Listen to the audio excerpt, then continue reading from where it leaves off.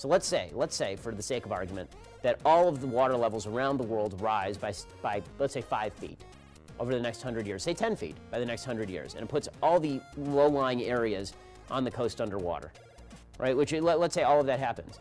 You think that people aren't going to just sell their homes and move?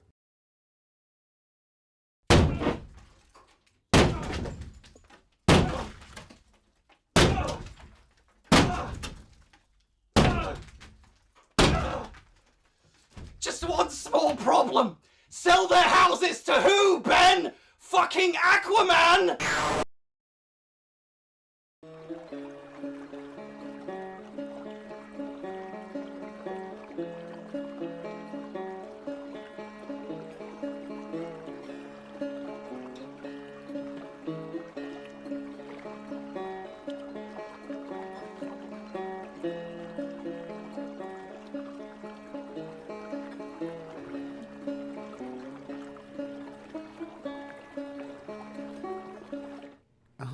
Good morning, my beauties and bees. My room is a wreck right now behind me, but what's a girl to do?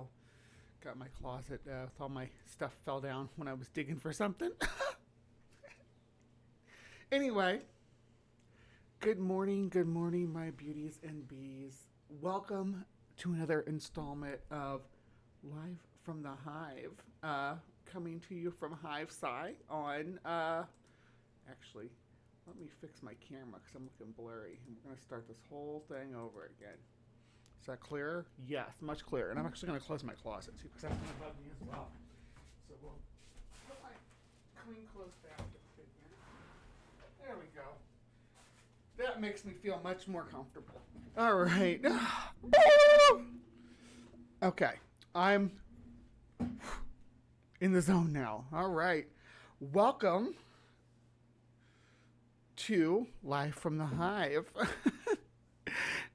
Today is Saturday, April 26th, and I'm your host, Miss Bumblebee.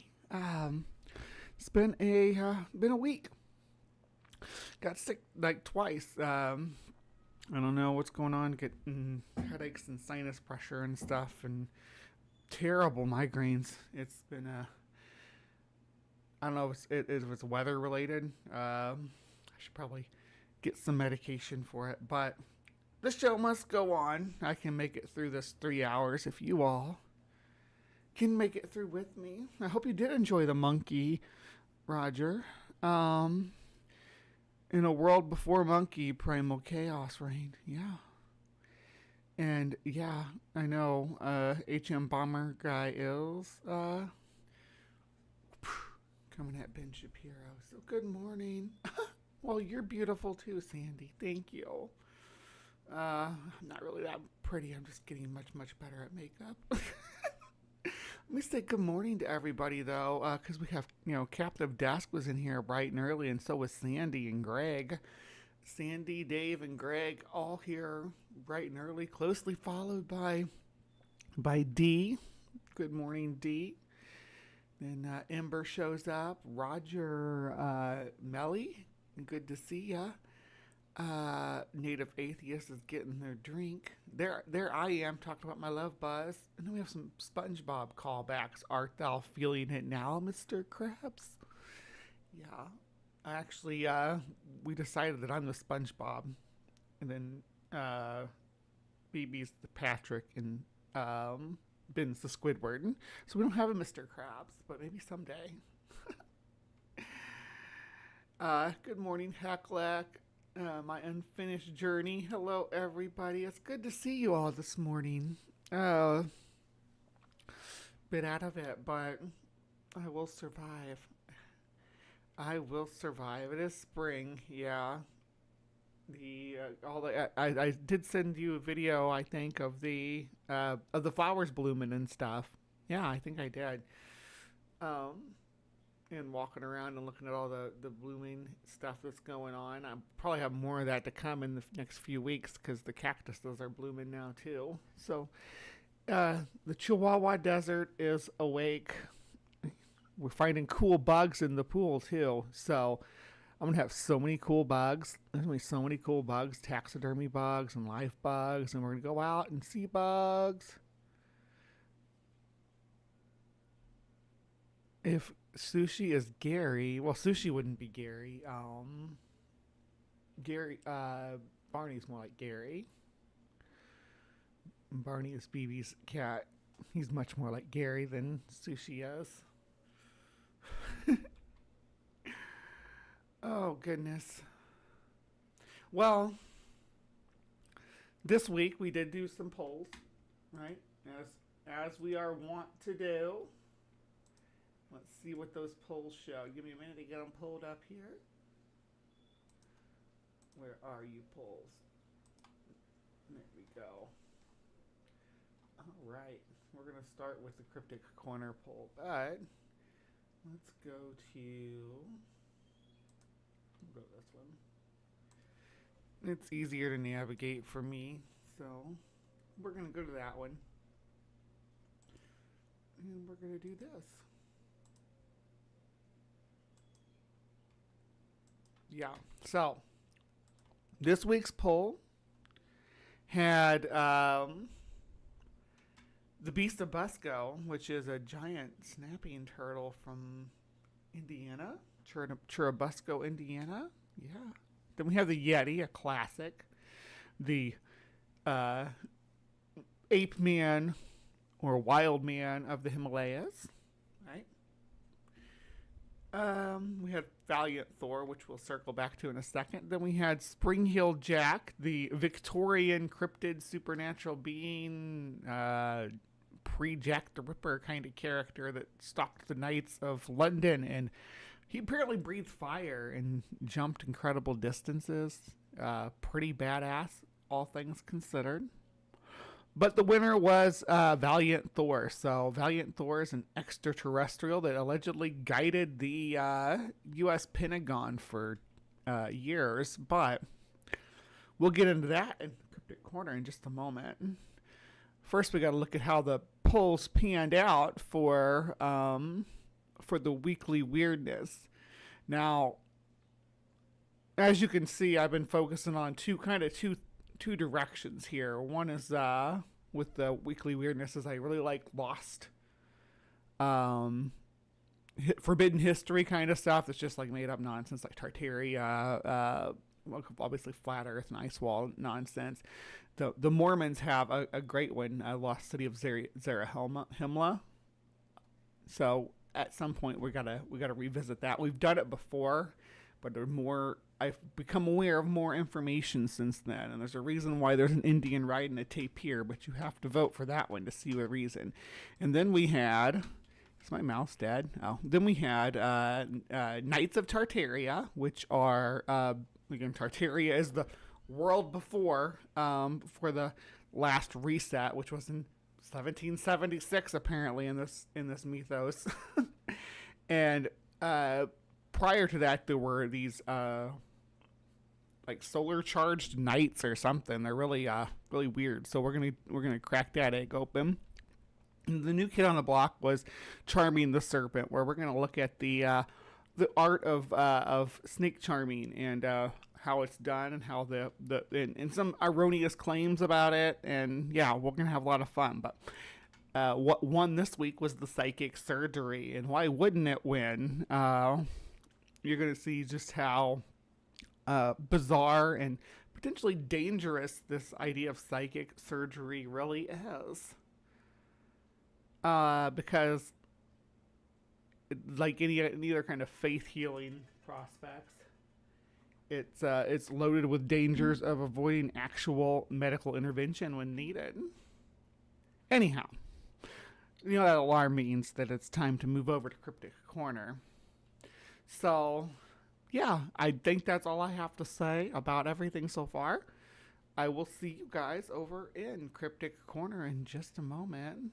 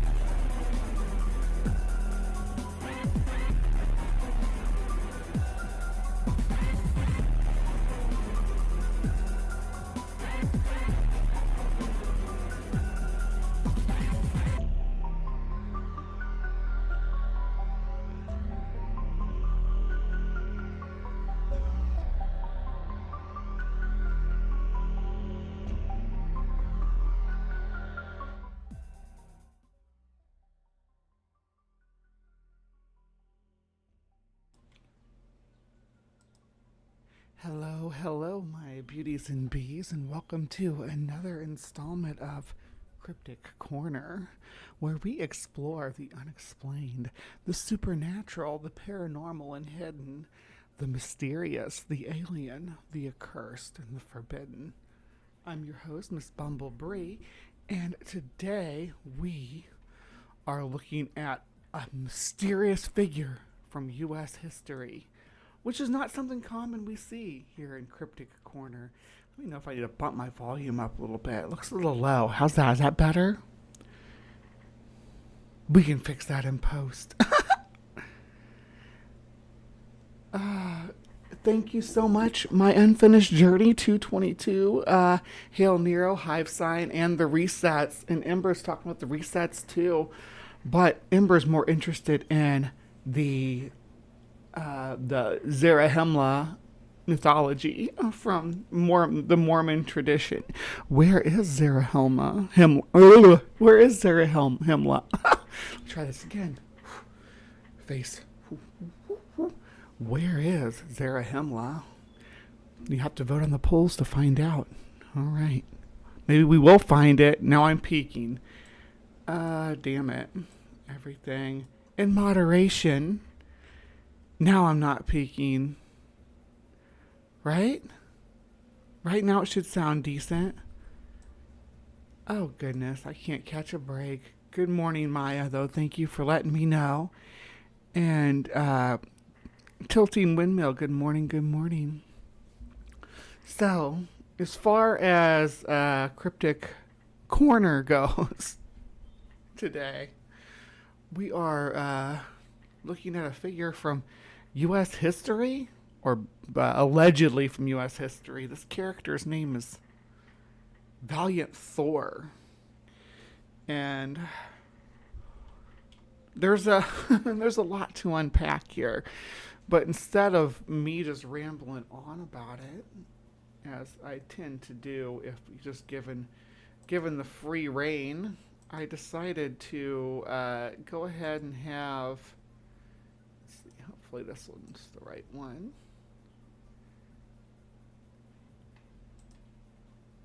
Yeah, it looks like the right one. Oh, it's not showing up though. Hold on. It's got to be this one. See? Huh? Y'all tried to trick me, but I figured it out. Okay, so I decided to let the blue wind sort things out for us. Because if there's any color of wind that I trust, probably blue wind. Yeah. But they do a lot of UFO content, as you can see. You know, you got, oh look, it's Rogan himself. Yeah, Neil deGrasse Tyson. Oh look, it's Graham Hancock. Graham Hancock's 3 times on the screen here. Brian Cox talking about aliens and UFOs. You know, a favorite topic here in the Hive. We love to discuss extraterrestrial life, especially the prospect of intelligent extraterrestrial life. But they don't just stop there. I mean, look, we have here's some Bigfoot nonsense. Yeah, some Diatlov Pass. I butchered that. Got some Amelia Earhart disappearances and stuff, but they do cover our homie, our friend, our ally, the one and only Valiant Thor. So let's crack this open. March 16th, 1957. Let's roll. Oh, hold on. Got to make sure this isn't going to blow your eardrums out. Let me see. So let's do... On March 16th, 1957, at 8 a.m., advocates of her perspective argue that we might need all the cosmic warriors we can get.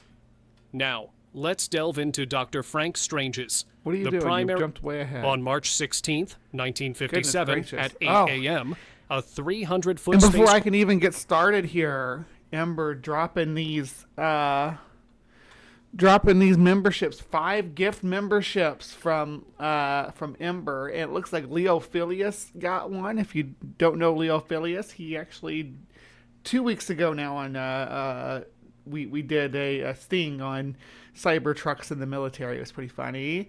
Alias Fake Name got one. Dr. Dino got one. Not that Dr. Dino, the cool one. Hellbound Hillbilly got one. Gary Priestley. Oh my gosh, I haven't heard that name in a coon's age.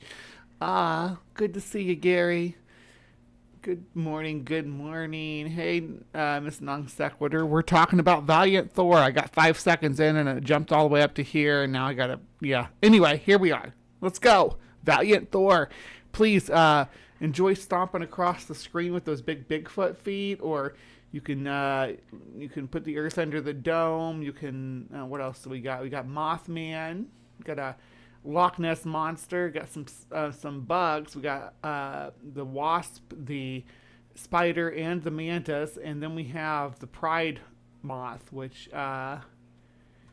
which is one of my favorites. And then there's Mothman, which Mothman is my true love. And if Mothman comes and kisses me, I'll make a cocoon and come out as a moth woman. Craft landed in a field in Alexandria, Virginia.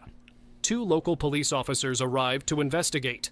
As the door of the craft I like how the 2 officers are Agent K and Agent J from Men in Black. That's important. Important lore. And slowly, the officers drew their guns, unsure of what to expect. To their surprise, Ooh, you got your the blue tarantula one? That's Sandy got the hoodie of that. I'm putting together an album, so if you want to send me pictures, you can send me pictures either on Discord or in email, or you can send it on various social media platforms. So tag me in them, and I'll try to grab the picture.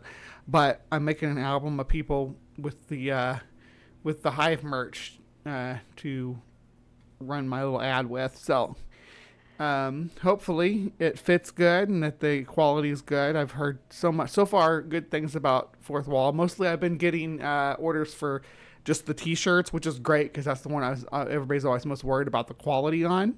But also I did get an order for one of the hoodies, and it looks good. I've heard that it's actually quite warm, so that's good. Seemingly ordinary man stepped out, smiled, and waved hello. Before the officers could utter a word, he calmly stated, "I need to see the president." 9 months later, NASA was established. This is the story of what transpired in between, the story of Valiant Thor. If you're not familiar with it, here's a new Discord link, yeah. My the Hive Discord's not super active. It's mostly just memes and occasional questions about bugs. The teas are very soft and wash up well, no fading. That's good.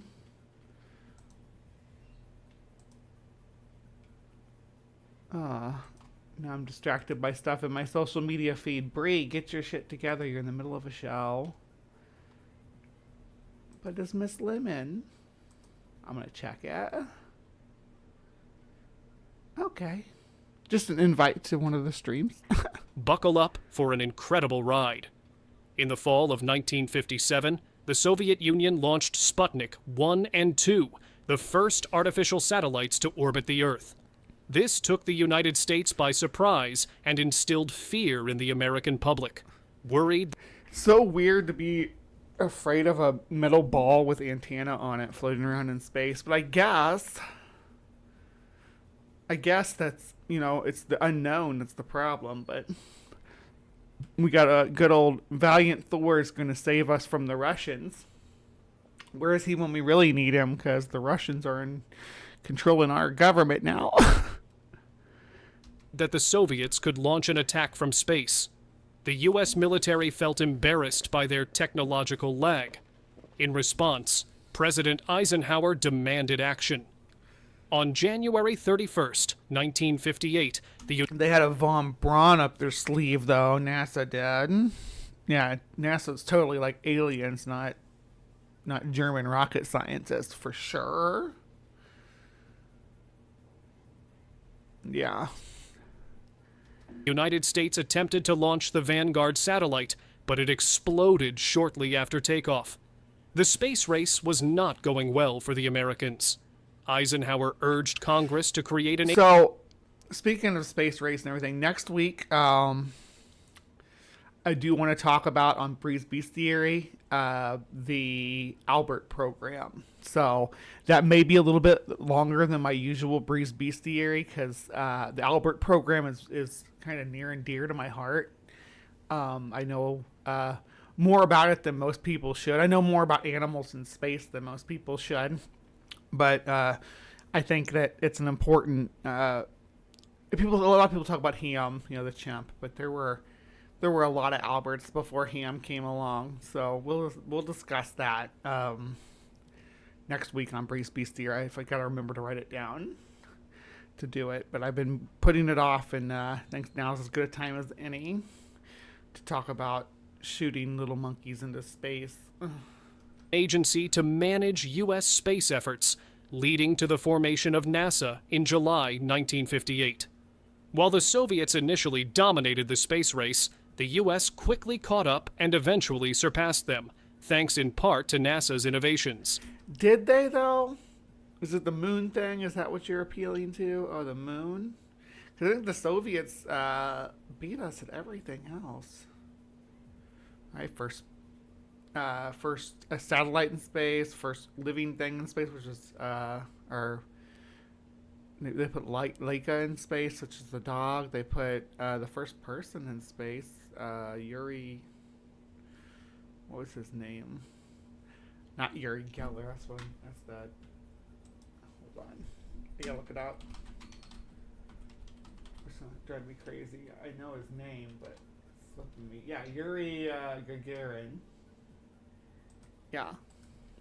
NASA has been responsible for advancements like Velcro, freeze drying, foam mattresses, solar cells, smartphone cameras, and even the Bowflex. If you're gonna tell me that the Bowflex and the Velcro are alien technology, I'm gonna call BS on you, because Velcro is sort of based on what we call cockaburs here. They get stuck in your shoelaces and your pants, legs, and they'll get stuck in any kind of cloth. Yuri Gagarin, yeah. And then the Bowflex is that's basically like bamboo tack, right? Been in a bamboo shoot. With over 2,600 patents and credit for more than 2,000 commercial products, NASA's rapid technological growth raises eyebrows. A more skeptical observer might wonder if these advancements came too quickly. The story of Valiant Thor might shed some light on this mystery. Valiant Thor brought us Velcro, right? That's what they want to imply here, and that's just so weird because, we've had sticker bushes on Earth for presumably hundreds of millions of years. This man from another world was willing to share his people's technology with the United States, but he wanted something in return. On the morning of March 16th, 1957, Harley Andrew Bird... Was it Bree? Did he want me? I kind of hope he did. He's like, bring me that hot trans girl from Hive Sci. That's what I want. That's my baby doll. I want an alien lover. I'm so weird. I'm sorry. I put you guys through this. But you keep coming back. You keep coming back. And yes, I'm getting my meds ready. So roll with it. If you got meds, we can take them together. Yes. If you got your meds, I got my meds. They can become our meds if we take them together. I have 6, but I'm missing 1 because I don't have my protonics, which is rough because I do have a bit of indigestion right now. Anyway, I'm going to take my meds. I'm going to let them talk. And if you got your meds to take, you can take them too. Byrd, the nephew of the famous Admiral Richard Byrd, was in his Pentagon office. Byrd held a high-ranking position in Project Blue Book. The secret military program Admiral Byrd, the guy with that got escorted inside the Hollow Earth via Antarctica. And yeah, by maybe that was Valiant Thor's people. I don't know. investigating UFOs from 1952 to 1969. At around 8:30 a.m., he received a frantic call from the Alexandria Police Department. See, I always forget how late it is for people over on the East Coast right now, because morning meds, yeah, you don't take, it's 11 o'clock now. If you have morning meds, you took them hours ago. But I'm taking my morning meds at 9 a.m., which is like my normal time. Well, between 8 and 9 usually. Officers were en route to the Pentagon with a very unusual visitor. Minutes later, a police car pulled up to the building, where Secretary of Defense Charles Wilson and 6 of his staff were waiting to greet the stranger. Charles Wilson doesn't even sound like a real name. Are you trying to pull the wool over our eyes? A tall man with brown hair and a relaxed demeanor stepped out of the car, looking completely ordinary except for his silver and gold jumpsuit. The group led him into an elevator that descended to the Pentagon's basement. From there, they took an underground train directly to the White House, arriving at the Oval Office, where President Eisenhower awaited. Is there really an underground train to the White House?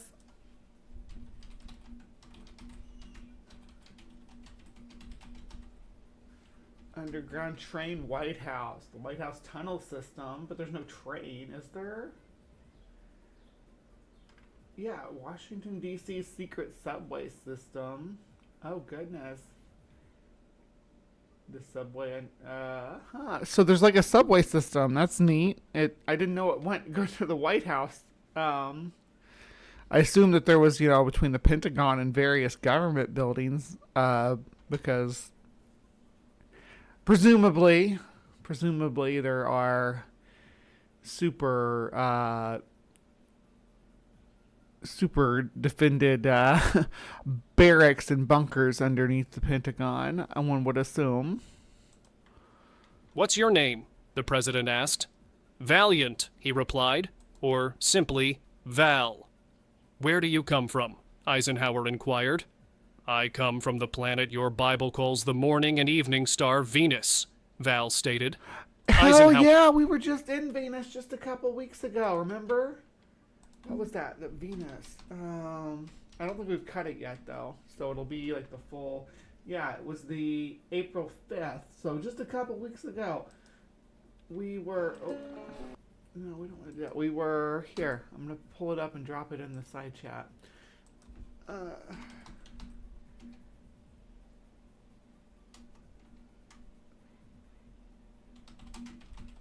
Yeah, so we had like the Venusian Empire video. About maybe that's where Thor came requested from. Proof, but Val suggested they talk first.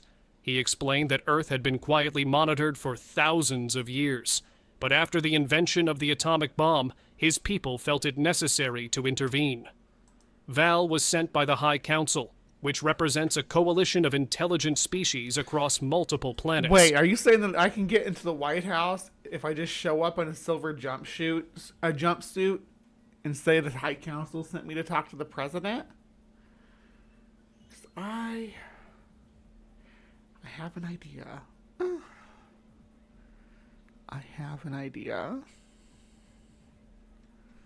Similar to the Federation in Star Trek. He offered assistance to solve many of Earth's pressing issues. The president invited Val to stay at the Pentagon as his guest, and Val agreed.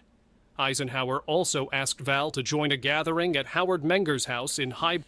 Is there alien lodging in the Pentagon? What would a Venusian breathe, though? Because you wouldn't think they'd breathe air. We know that Venus is, very volatile. Did Thor need like a respirator of any kind? Yeah, there's some... I would... Yes, Ember. but I wouldn't come to talk. I would come under false pretenses, probably. I would, yeah. Anyway, I probably shouldn't say anything more, but yeah, using the Valiant Thor method to get into the White House and get close to the most powerful person in the country. There's a lot of possibilities there.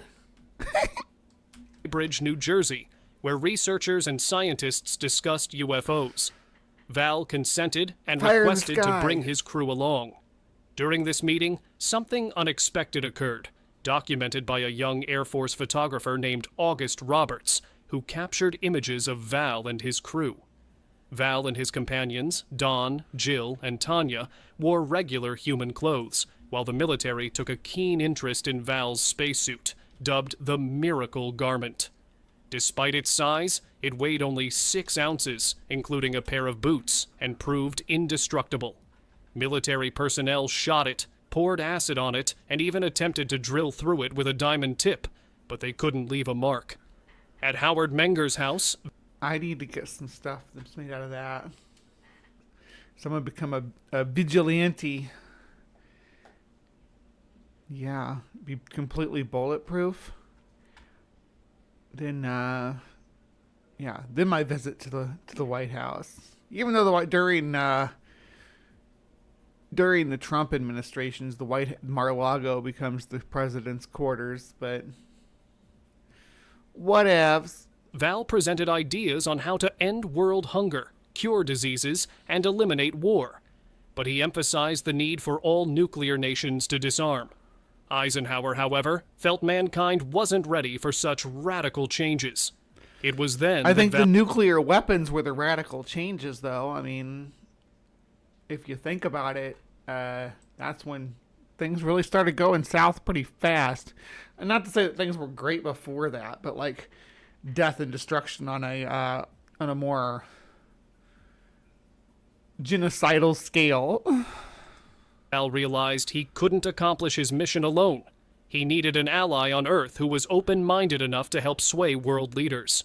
This person would work closely with Valiant Thor over the next 3 years, and his name was Dr. Frank Stranges. Dr. Frank Stranges was a prominent UFO researcher, author, and theologian, recognized for his academic achievements. He held PhDs in psychology, philosophy, and criminology, making him a respected figure in both scientific and spiritual circles. One day, he received an enthusiastic call. I don't know if you can be in both. I mean, you can, but this is AI. I can look at this Phantom of the Opera faces these people have. But anyway, being respected in scientific and spiritual circles, usually one group or the other is going to have a problem with your involvement in the other. I mean, it's not saying it's impossible, but yeah, like Dr. Strange's, and this is his multiverse of madness. Call from August Roberts, the photographer from the High Bridge gathering. August had taken intriguing photos of aliens and was uncertain about what to do with them. Intrigued by the potential implications... Oh, is that why their faces are all jacked up? Because they're aliens. Frank was eager to see the images. After examining them, he began incorporating the photos into his lectures, captivating audiences with their extraordinary content. Following a talk in Washington, D.C. Let's see them. Frank spent time signing copies of his books and engaging with attendees. During this event, a woman named Nancy Warren approached him, holding up her Pentagon ID card. She quietly offered him an extraordinary opportunity, a chance to meet the man in the photos. Frank, filled with excitement, eagerly accepted. The next morning, Frank arrived at the Pentagon and was escorted to... Done messed up now, Frank. Do not let them take you to a second location. Val's quarters. As the door opened, Val greeted him with a warm smile and extended his hand, saying, "Hello, Frank." It quickly became clear that Val was well informed about Frank's life and work. They engaged in a conversation, and Val expressed his need for Frank's help. When Frank questioned why he had been chosen for such an important task, Frank is just super special like that. And, you know, nobody's going to be able to confirm, or like anybody from the Pentagon who denied Frank's story here, the denial is proof that it's true, right? That's the way these kind of things work. Like the CIA says it's not true. It must be true. Val explained that Frank possessed an open mind, communicated with many people, and was a minister of the gospel of Jesus Christ. This revelation led to a deeper discussion about Frank's beliefs. He had long held the view that Jesus and angels might actually be extraterrestrials, and that the Bible contained references to UFOs. Val's mission aligned with these ideas, to save mankind and help humanity return to God. I also am here to save mankind. I didn't know if you guys knew that or not, so if everybody gives me $5, I'll probably save mankind from the meteor. Yeah. I won't explain any further. I don't want to cause a panic, but everybody just gives me $5. I mean, everybody in the U.S., give me $5. You can give me $5 if you're from another country, too, and I will save humanity. Yes, Venusian Christians. Venusian Christians. Val asked Frank to assist in spreading this message. In return, he promised to share the wonders of the universe with humanity. Oh my God, that would be so terrible if like aliens showed up from Venus and you're like, oh, what is your message for the people of Earth? And they're like, have you heard the good word about Jesus Christ? I'd be like, Although their meeting was brief, Val shared a wealth of information. He confirmed the existence of intelligent life on many planets and stated that the universe held more solar systems than humans could comprehend. With this knowledge, Val's mission officially commenced. As the years progressed, Val confided in Frank about various extraterrestrial activities occurring on Earth. One startling revelation was about communication devices hidden in homes worldwide, including locations like... I wouldn't keep that much, though. I don't see any reason that anybody needs more than $500,000 to live comfortably on for the rest of their life. I wouldn't keep $40 billion. There's a lot of things I would fix, though. A lot of things. I could end world hunger. Reno, San Diego, Los Angeles, and Geneva. These devices were holographic communicators, allowing users to interact with others as if they were in the same physical space. Frank witnessed one of these devices in action and was astonished by its capabilities, which facilitated communication between Earth bases, ships, and Val's home-based ship orbiting the planet. Despite the promise of collaboration, Val's efforts with President Eisenhower faced significant challenges. Although how come we don't have the hologram technology now? I mean, we do have hologram technology, but it's not that advanced. Val managed to persuade the president to consider a United Nations meeting to facilitate Earth's entry into the intergalactic community. These initiatives were consistently thwarted. Each time progress was made, the CIA or Department of Defense intervened, fearing that widespread acceptance of Val's message would undermine America's military dominance. Their influence I wish our military dominance had been frickin' nixed. We don't need it. I mean, it's bloated. I shouldn't say we don't need it. I don't know if we need it or not. I'm not going to make commentary on hypothetical global, tensions and things if we had allowed aliens to participate in our society. But I'm going to assume that the geopolitical frontier and everything involved on Earth would look very different if that had been the case. Repeatedly shut down Eisenhower's attempts. In his farewell address in 1961, a year after Val's mission concluded, Eisenhower alluded to these tensions. He warned against the establishment of a military-industrial complex, cautioning that the creation of a weapons industry could lead to dangerous consequences, including the accumulation of wealth and power that could Why'd you do Ike like that? Look at his face. Oh my gosh. threaten democracy. Eisenhower, a war hero and former Supreme Commander of Allied forces in World War II, recognized the perils of allowing war and weapons to become a profitable enterprise. His colleagues, including General MacArthur, dismissed these concerns as unfounded, especially with the Soviet Union's rising power. However, Eisenhower remained steadfast in his belief that military interests should not dominate national policy. Val's 3-year mission came to a close in 1960, and while it didn't achieve the intended success, it was not the last time humanity... But you could trick maybe a really dumb president. You could trick into believing you're an alien. And then get invited to the White House or to where, whatever secret lodge they have, whether it's the White House or in Florida or New York or whatever. Right? Thank you for plugging my merch, PC. Love you. Humanity would hear from Valiant Thor. Even though his relationship with Val brought positive changes to Frank Strange's life, it was not without danger. After delivering a lecture in Germany, Frank experienced a near-fatal incident when his food was poisoned. Just when he thought he wouldn't survive, Val appeared with the antidote and delivered a chilling warning. Watch your back. This was a stark reminder of the risks that accompanied his knowledge. You don't mess with Thor. You mess with Thor, you get the hammer. Of extraterrestrial matters.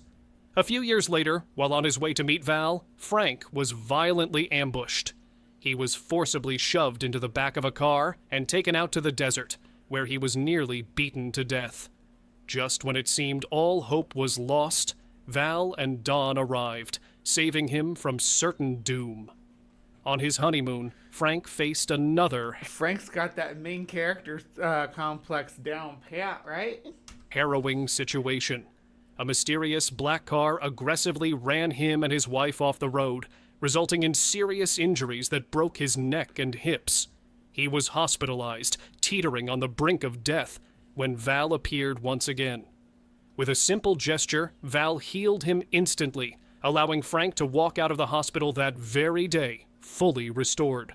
The most significant event in Frank's life occurred in June 1968, when Val summoned him to San Diego for something special. Can Val summon me to San Diego? I need a vacation. San Diego looks lovely. Lovely. I have a friend in San Diego. At least last time I checked, they're still in San Diego. Upon arriving, Val picked Frank up at the airport, and they drove southward into Mexico. They finally stopped in a small town. Okay, when you drive southward from San Diego, you're going to Tijuana. Did Valiant Thor take Frank to Tijuana? Did they go to a donkey show? Called San Felipe.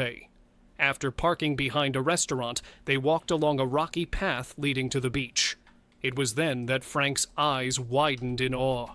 Hovering just above the water was a massive 300-foot-long, 21-foot-tall silver saucer. Val pointed at the spacecraft and asked, "Want to see?" The interior of the spaceship was astonishing. Rather than a cold, scientific environment, it resembled a luxurious resort. That's quite a drive. I just checked because I was kind of curious of how far down the Baja San Felipe was. It's a pretty good drive. I mean, here's San Diego. There's San Felipe. So if we do directions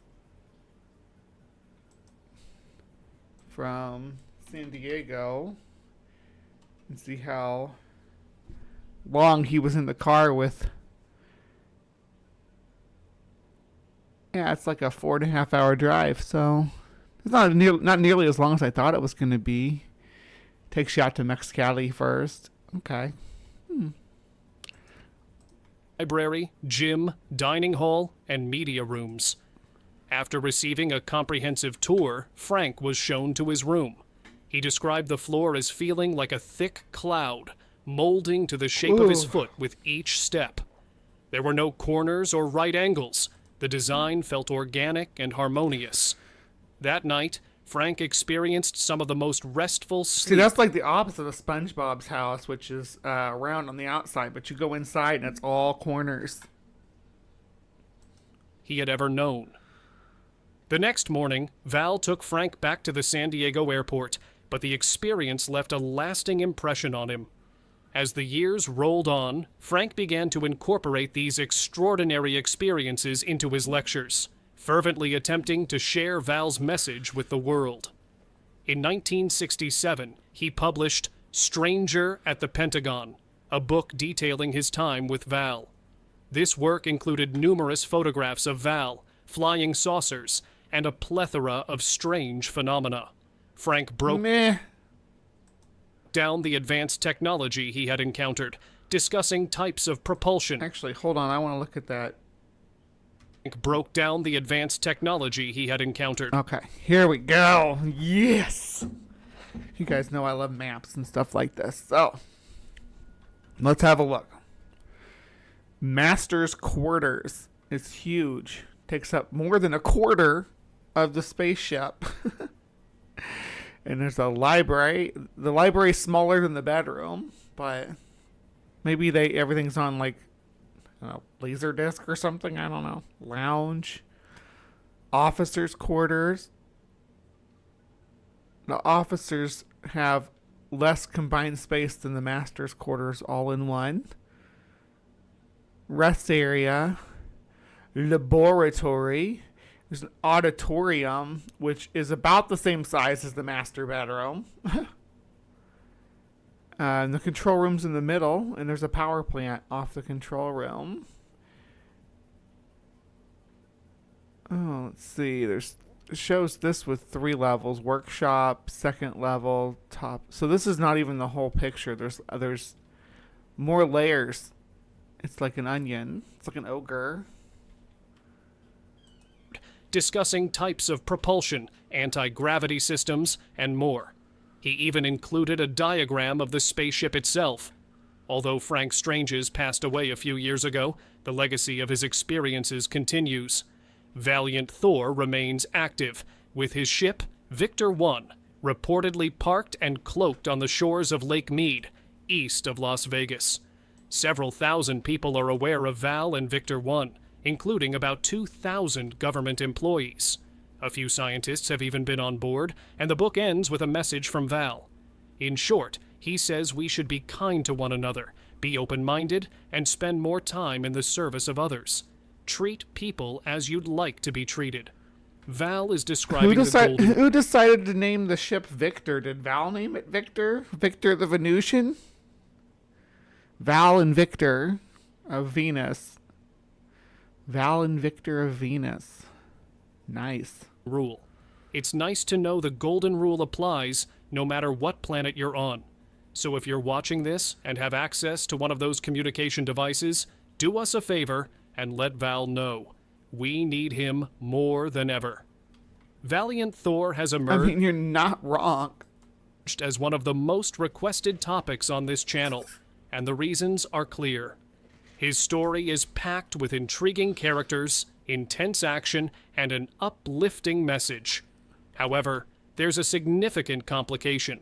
The narrative's credibility is often questioned. So, you don't say. Is this skepticism warranted? To explore this, let's delve into some... In a short version of the rest of this video, yes. Skepticism is warranted. Let's find out why. Key figures in the Valiant Thor saga, starting with Harley Andrew Byrd. Harley claims to be the nephew of the famed Admiral Richard Byrd and asserts he worked for Project Blue Book at the Pentagon. While the Admiral did indeed have 4 nephews, none were named Harley Andrew. This discrepancy raises questions about the reliability of the genealogy. Is it possible that the records are inaccurate? While that seems unlikely, it can't be entirely dismissed. If Harley... It can't be entirely dismissed. Are you... Is this an AI-generated old document, too? Because these are not... Or is this Valiant Thor's Venusian letters? Let's just go with that. Valiant Thor speaks or types in Venusian script. On a typewriter, but it's in Venusian script. Truly held a position at the Pentagon in 1957, it implies he had top-secret clearance as a teenager, which adds another layer of intrigue to his story. Next, we consider Laura Eisenhower, the great-granddaughter of President Dwight D. Eisenhower. She claims to have been recruited for a mission to Mars in 2006 and asserts that UFO disclosure is imminent, insisting that Valiant Thor is a genuine figure. Assessing her credibility largely depends on individual beliefs. Laura's background is impressive yet unconventional. I don't think having a president as one of your ancestors is that impressive. I don't think that we should get credit for things that our ancestors did. Maybe that's just me. I mean, maybe that's because my mom's side of the family are Fords, like related to the Ford Motor Company family, distantly, but still, I don't want to take responsibility for Henry Ford.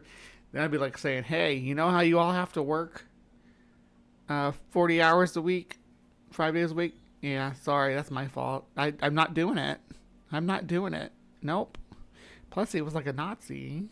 And I say this for myself personally, because I know we have a brilliant scientist in our community that's a Van der Graaf, and that's a legacy of scientific ingenuity. But this is a little bit different, considering that this person is just the descendant of a president. Like, so?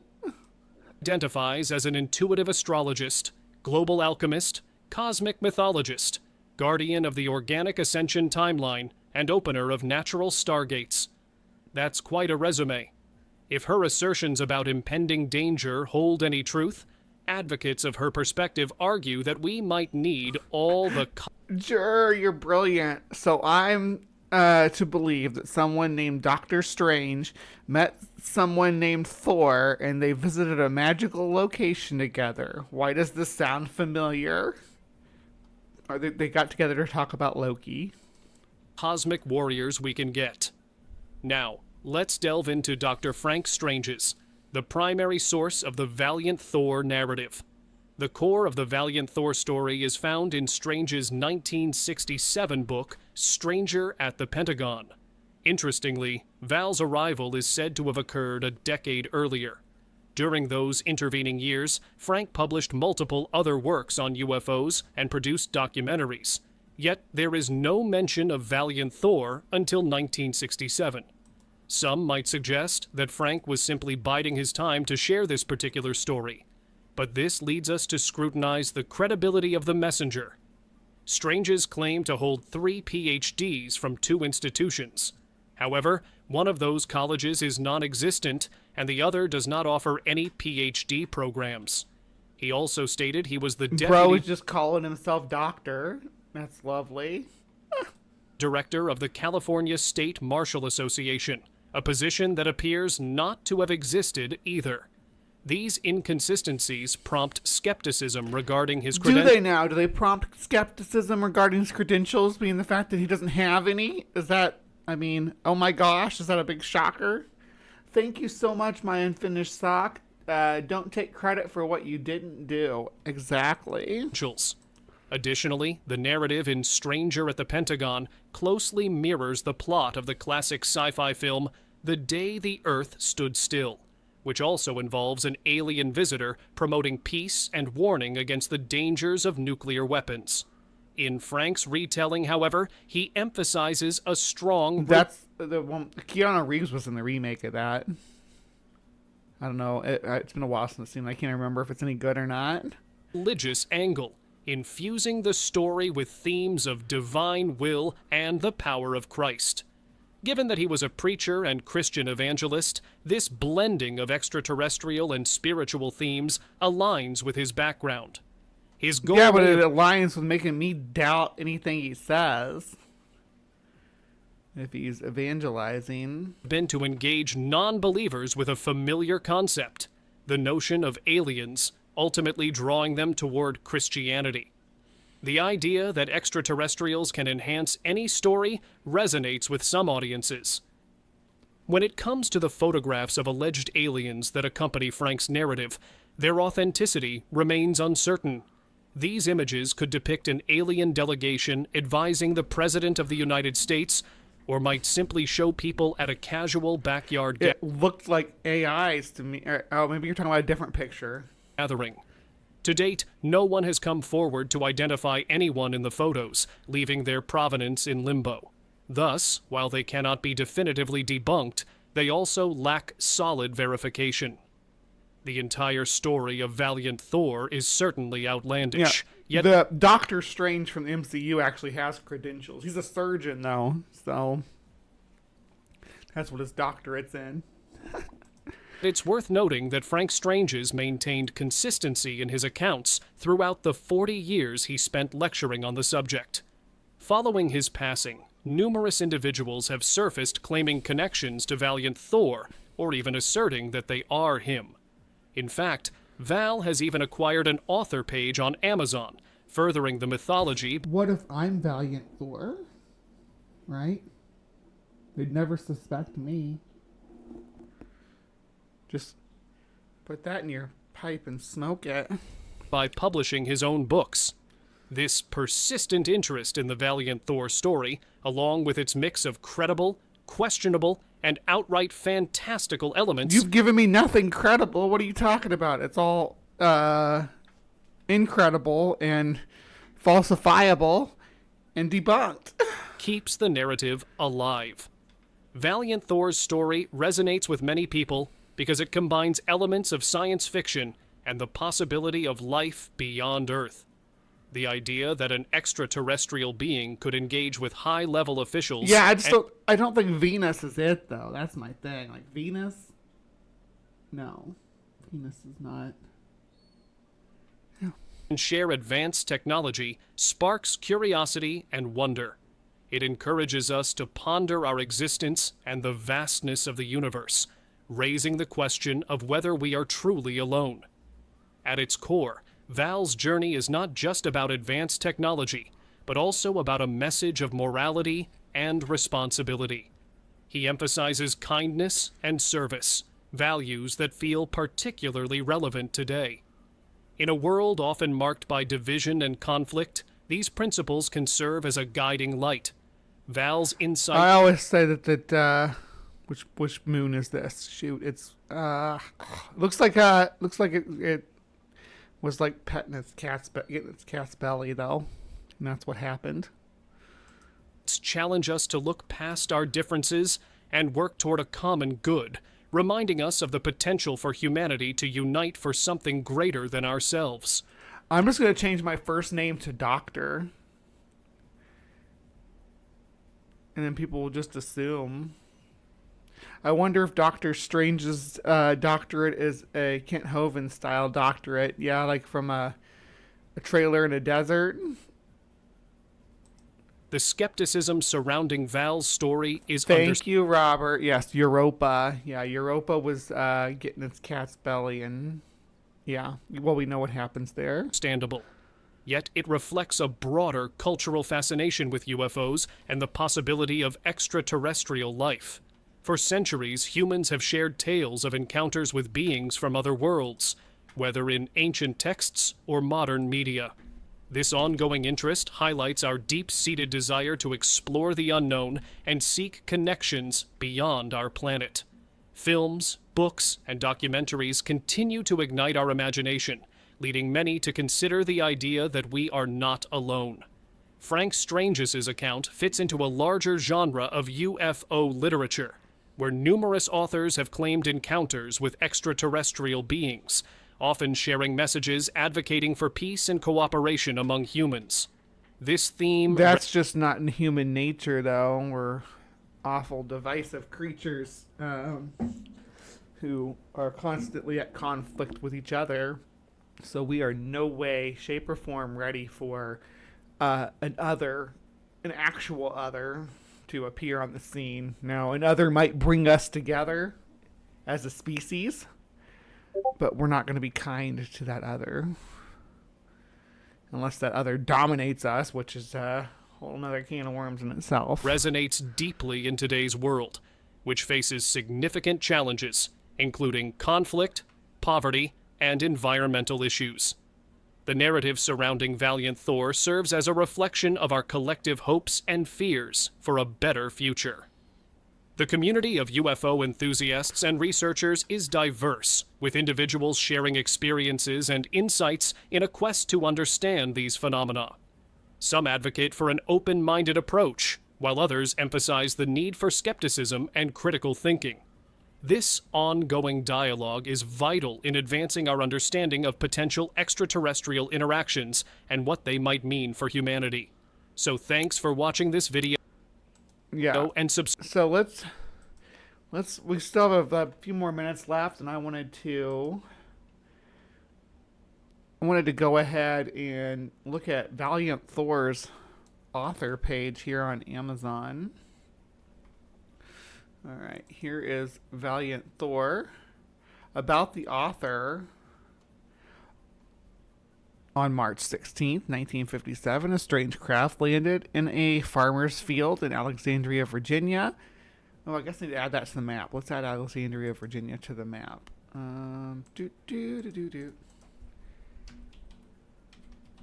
Alexandria, Virginia. As if the East Coast wasn't cluttered enough with my markers. We're going to add another one. Look at this. Look at the East Coast. Look how cluttered it is compared to the rest of the globe. I really am underrepresenting Africa on CrypticCorner and Weird With It and stuff because I only have 3 markers in there. 5 if you count, the Madagascar area and Mauritius because we did the dodo, but look how clustered everything else is. The green flags are places I want to go. Anyway, local police arrived on the scene with guns drawn, expecting the worst. They were surprised to find what appeared to be a dapper, unarmed man stepping out of the craft. They were even more surprised when the man telepathically asked to speak with the president.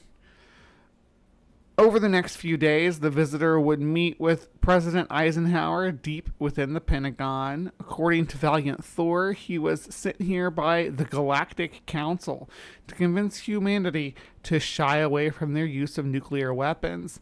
Thor and his co-pilot Indrid Cold, Carlo Ardo, and Terry Rist, Demo Hassan, claimed they hailed from Venus. Indrid Cold is from the Mothman stuff, too. These Venusians were humanoid in appearance and were photographed at Gary Barker's UFO convention at Howard Minger's farm in 1958. Thor convinced President Eisenhower to create a council against the use of nuclear weapons. However, the committee was repeatedly blocked by members of the CIA and DOD. Thor decided to switch gears and enlist the help of Barker in making contacts with humans in all spheres of life by building relationships with certain influential people and promoting those relationships through Barker and other publishers. Thor was finally able to stop the wanton nuclear testing. All right, so that's his biography about the author, if you can call him an author. Let's look at his books, though. Most of these aren't by Valiant Thor. Those are... Where's his... all books? There we go. All right, so... we got Outwitting Tomorrow, The Secret for Living from the Great Pyramid. Okay. Your part in the great plan. That's got to make people feel special. Millennium 7. Valiant Thor, Dr. Frank Strange. Of course, Strange has got to get in on this. Or Stranges. Yeah, this one has another author too. Michael X. Barton. Is that X for Xavier? Xander? To Men of Earth. Valiant Thor's Message of Hope to Mankind by Daniel W. Fry, PhD. Another doctor coming forward with alien messages. Mount Shasta, home to home of the ancients. Now, this is a neat cloud formation phenomena that happens over mountaintops, especially lone mountaintops. This was edited by Valiant Thor, so he didn't write it, he just edited it. Oh, hear ye the trump of the super deceiver, mystery man of darkness, 666, Valiant Thor. That actually sounds badass. Hopefully it's talking about this being the deceiver right here, right? Fantastic beings and where to find them, how to contact space aliens, intelligences, and people. Valiant Thor. And these all have Kindle editions too. Valiant Thor's Venusian Health Magic. The Vitality of Vril. The Vitality of Vril. That's Michael X. Barton too, along with Valiant Thor. Just making this guy the co-author of your book seems to be a marketing tool. All right, let's see. My Friend from Beyond Earth, The Wisdom of Valiant Thor, special edition by Dr. Frank E. Stranges. The Art of Ascension, Achieving Communion with God and Creation by Valiant Thor. Yes, you got to tie in that Christian undertone, right? Valiant Thor's Book of Vril, How to Live Long and Prosper by Valiant Thor. Our Spacecraft Over Your Earth, The Stranger from the Pentagon Speaks, Valiant Thor. Valiant Thor's Venusian Science Secrets, The Supreme Technology of the Ascended Masters, Michael X. Barton with Valiant Thor. Valiant Thor's Unlimited Power of Prayer, Fulfilling Your Purpose. Oh boy. The Path of Vril, Venusian Secrets of Longevity and Rejuvenation by Valiant Thor. Valiant Thor's Vril Force. The Vril Force sounds like a superhero team. I want to be on the Vril Force. Valiant Thor's JFK Assassination Reader, featuring the Torbit document. So Valiant Thor knows who killed JFK. Do you? Ask Valiant Thor. There was a ton of badass alternative LSD fed theories back in the day. It's only gotten more profitable. Yeah. The Psychology of Vril, Valiant Thor's Book of Relationships, Love, Health, and Success Through Interplanetary Awareness. He's got a dating book. Valiant Thor, you dirty dog. Sips of Truth, Decoding the Dead Sea Scrolls and Other Biblical Mysteries by Valiant Thor. Valiant Thor is really into Jesus. Vril sounds like a... what now? Something you might buy at the same place you buy Shinola. Ask your doctor if Vril is right for you. Sounds like a depression medication.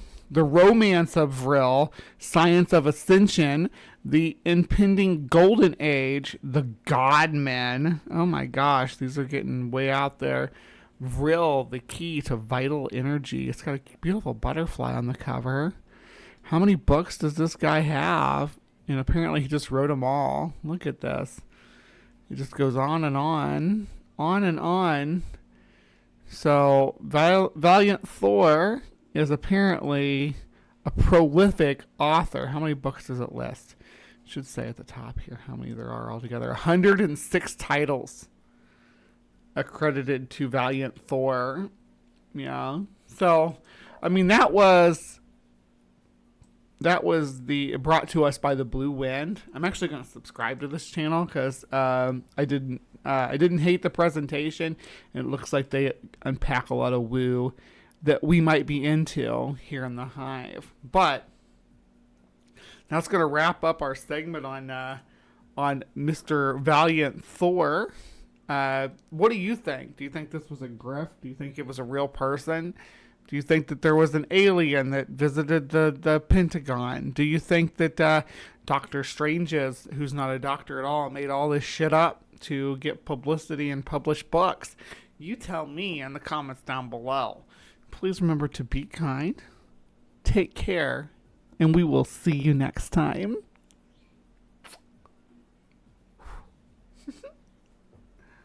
All right, as I say at this time of the show, don't go. And I make Bugbot say it too.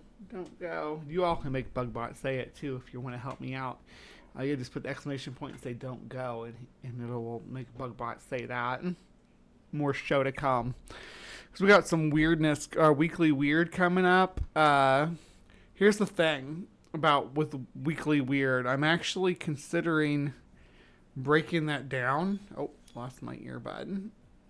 I'm actually considering breaking weekly weird down into 2 independent segments that alternate. So there'll be one with people claiming to have powers, whether they're psychic powers or chi energy, things like that. People that claim they're hundreds of years old. People that basically are saying they're X-Men, right? And then I'm going to do a forbidden history segment. So they might get their own name, but they're going to be under the Weekly Weird moniker. I haven't thought of names for them yet. I might do some polls on that as well. But that'll allow me to mix things up without having to... Because lately I've been on a kick where I've been doing just the psychic powers and stuff. And it's been really fun. But I need to spread it out or else I'm going to run out of stuff to cover.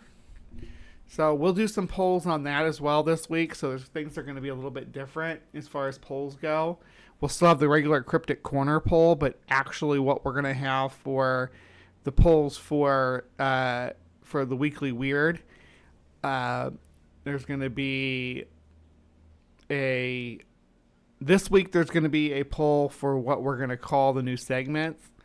And then we will probably just pick from... Because right now... Actually, let's go ahead and look. Because right now, when it comes to the weirdness, this would be the X-Men people. And these two would be Forbidden History. Just to give you some context. And there's going to be more X-Men people. Speaking of X-Men people, though, we're coming up with an X-Men people coverage in the upcoming segment because we will be talking about the psychic surgeries. So stick around for that. That should be fun. I'm going to take an intermission and probably just stand up and stretch for a minute. But it's going to be fun. It's going to be a fun show. So stick around. We will be right back after this short intermission. And, I'll be returning with some weirdness.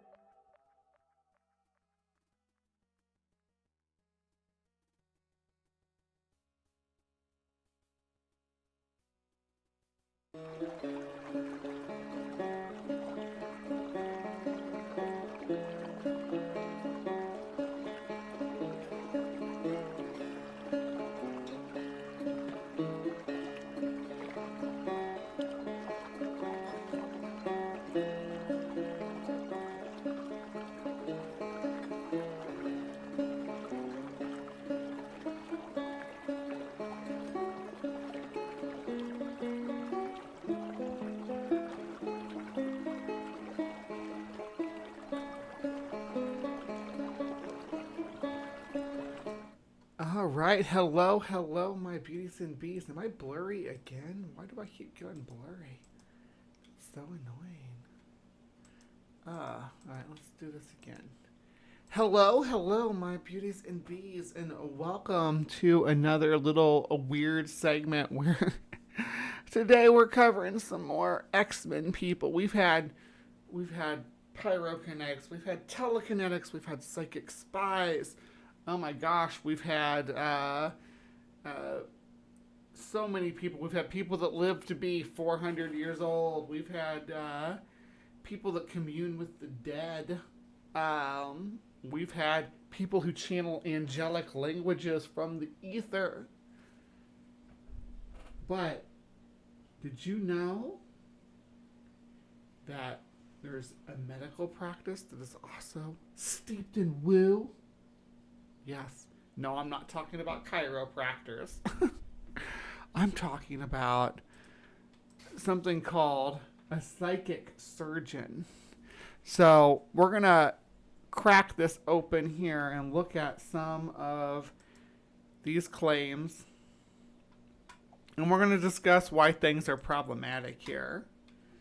So let me pull this up first. Look at the name of this video. Look at the name of this video. Psychic surgery for Jack's heart condition. This person has a heart condition, and they're going to... So close your eyes then. And as it flow in your hands over your head, you may feel hot, cold, tingling energies going through the body. Hot. You may feel energy in the chest. Do you feel it? Yeah. It's going to pull downwards. Do you feel it? Yeah. See, and I just want to clarify that for these videos, I will be doing the practice. You know, like I did with the pyromancy, where I made the flame dance and stuff using my psychic powers, my TK abilities. I'm also going to be using my psychic... I'm going to learn to be the ultimate freaking X-Men. I'm going to be like Rogue. I'm going to steal all these people's powers. I don't even have to touch them, though. All I have to do is absorb it through their videos. I can absorb their superpowers through the videos and be able to have these abilities. What you are watching here is a superhero in the making. Okay, deep breath. Breathe out.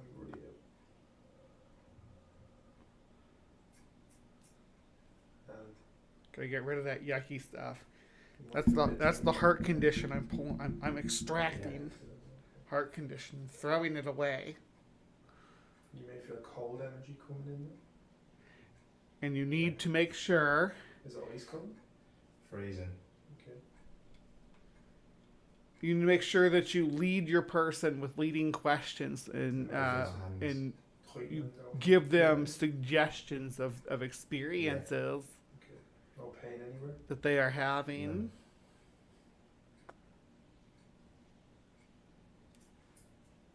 You gotta throw it away. Now I got it in my room. It's all over. I got heart condition everywhere. I'm not in a sterile environment like him, so I'm gonna have to smudge after I'm done here. Because there's just heart condition floating all around in here. Disconnect. Thanks. Yeah. Alright, here we go. This one's gonna get wicked.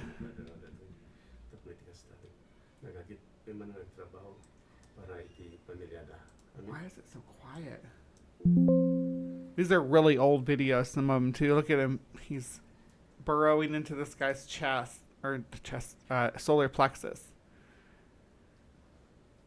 Is he going to pull out a kidney stone? Is he going to pull out... Yeah. Got the fake blood.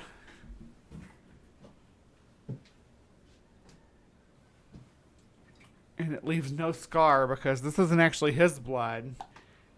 This is one of those blood packy things that you can get for...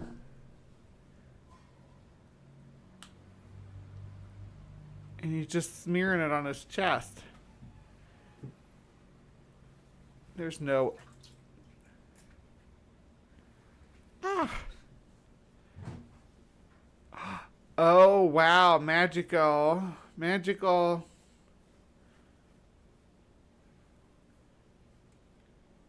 Look at that. Ta-da. And you got to pull the gunk out. My psychic surgeries will be completely bloodless because I'm not practicing these methods. I'm practicing the extract the heart condition from people's heads, not from their chest, mind you, because if you have a heart condition, the area you want to focus on is the head.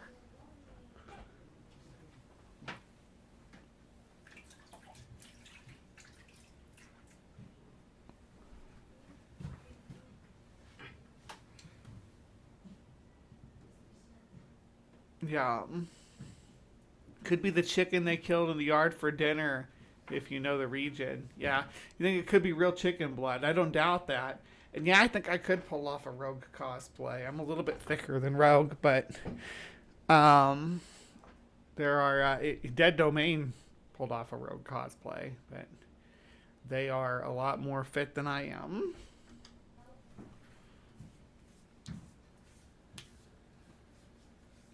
Is it all gone? Now you got to rub the essential oils on. That's where the money is, and those essential oils. He just rubbed like $90 worth of lavender and olive oil on your stomach and chest.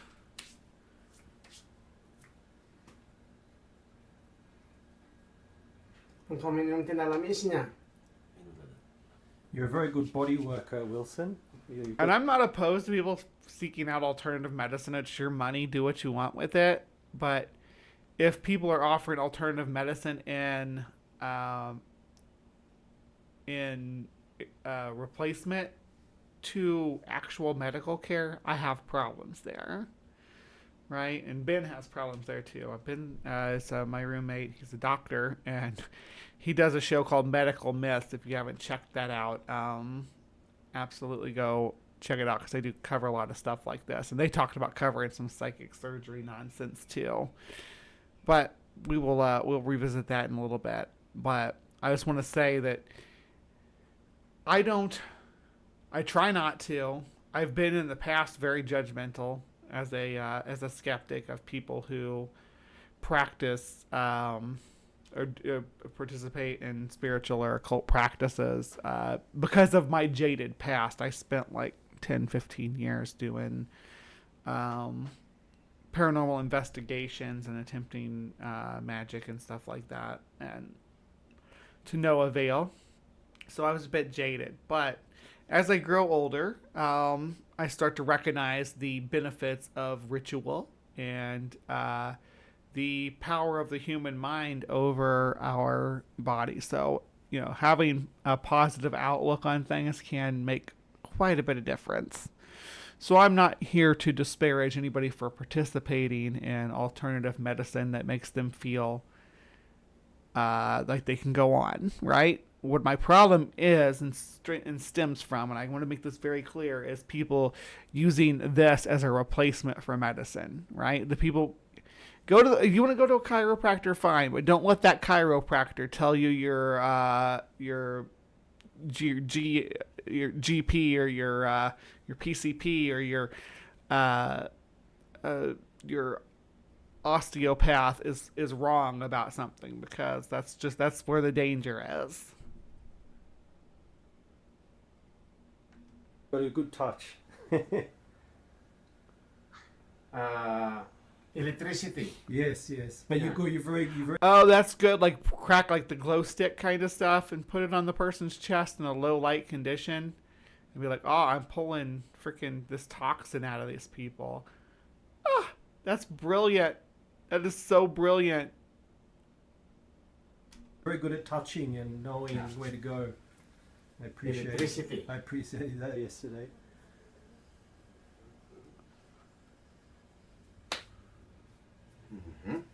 Okay. It's all done. Aloha. 57 years I haven't been able to run. Now, this is the most dangerous video in this whole selection I have for us here, right? Jerry gave me a new lung. Trained to be a healer. This is a problem. So, and now I think, oh, I could do a marathon. I wake up to do a marathon. Hi everyone, I'm Mary Hitchcock from Australia. I have been blessed enough to discover star magic and attend level 1 facilitator training, which was absolutely amazing, and then went on to facilitator training 2. Oh my God, what a difference. During the facilitator training 2, there was an exercise where we had to do a deep breathing exercise. And all my life, I have had issues with my lungs. I have not been able to breathe effectively. I only breathe to the top third of my lungs. And to breathe any deeper, there was a lot of pain. And to exercise, I ran out of breath.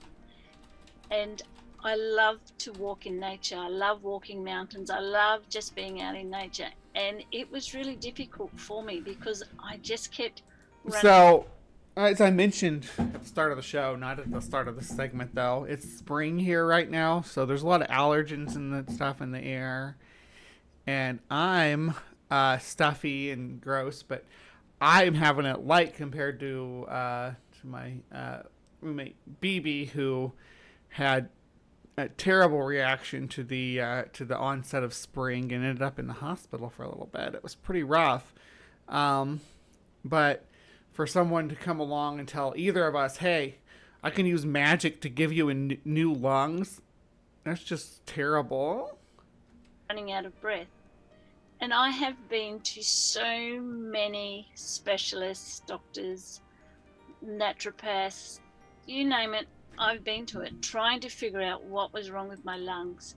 And there was nothing that anybody could find wrong with my lungs other than I had a very low oxygen count in my lungs, and they couldn't figure out why I had so much pain in my lungs. And it was just, for me, it was just a part of life.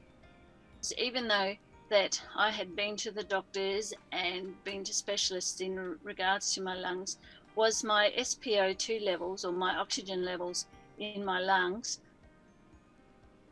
was normally around 86, 87, which is considered quite low, but there was no known cause for my oxygen levels to be that low. Every test they gave me. I mean,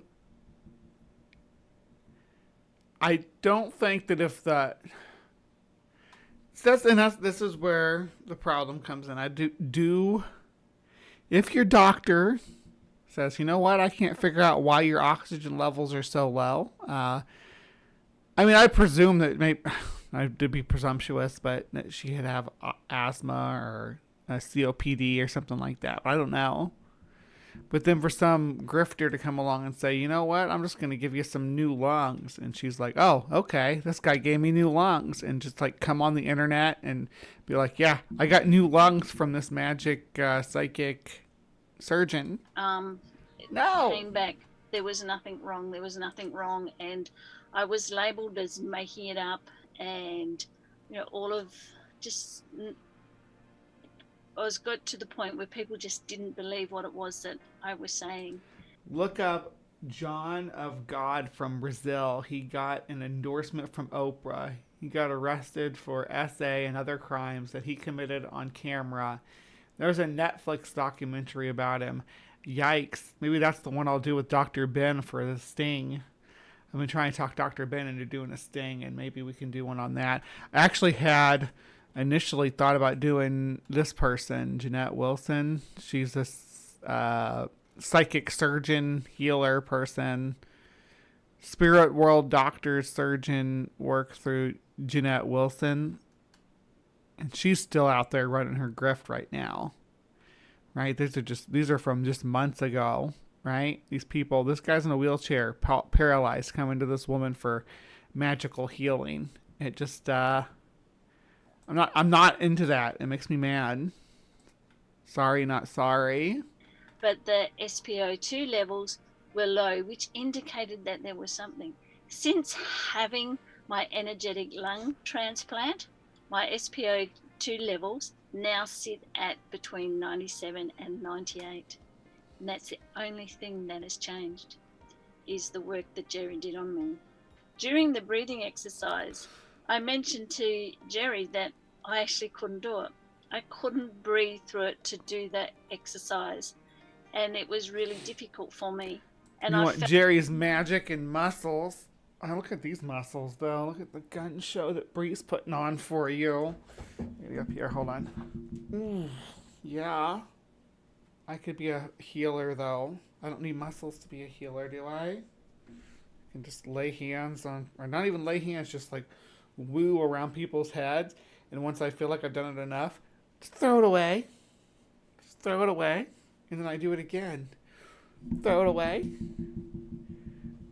There's a few different things that I'd like to look into in this vein, like palmistry and tarot and stuff as well. And I'm gonna continue with my skeptical ways, but I'm gonna be I'm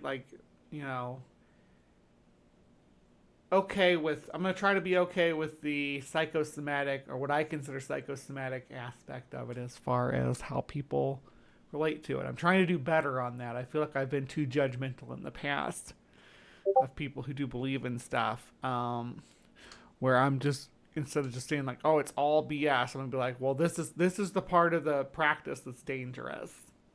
felt that I had missed out on a key component of the course because I wasn't able to do the breathing. Jerry had a look at my lungs for me on an energetic level, and what to say? I don't know how to say it, what the transformation is, but energetically, Jerry gave me a new lung. She did indeed say energetic lung replacement. Energetic lung replacement. That is probably something I never thought I would say out loud, but here we are. Weird as that sounds to many people, that is what happened. And also during the course, he also found a past life, which I'll tell you about in just a second. But with my lung, Jerry also found a past life for Mary. Nothing like I bet she's going to be somebody famous. No one was ever, hey, you know what? I was a plumber in Cincinnati for 25 years and lived alone in an apartment with my pet mole. No one ever says that. It's always like, oh, I was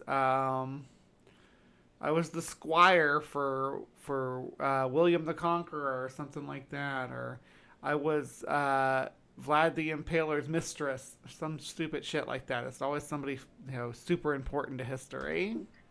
what has happened since then? I haven't been able to run or jog or do anything like that because Just history needs fishermen too. That's all I'm saying. History needs, and every fisherman can't turn into Jesus or a disciple of Christ. Sometimes they just have to keep fishing. I ran out of oxygen. It was like walking through mud because there was no oxygen in my lungs. I now can run nearly a kilometre. I know it's not much for most people, but Running a kilometer is pretty impressive for an older gal, so I don't think you should disparage yourself, and you should keep working towards that. Hopefully you carry a rescue inhaler with you, though, when you go out. couldn't even run 5 meters, 10 meters before without pain in my lungs and gasping for breath.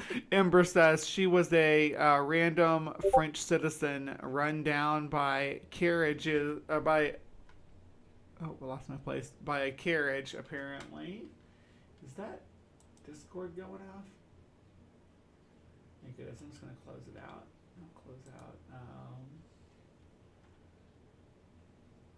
I'll close out this too.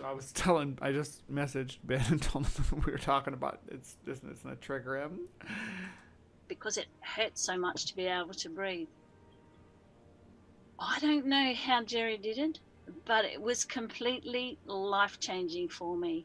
It really was an experience that I can only just say I'm indebted to Jerry and his amazing ways of being able to do what he did.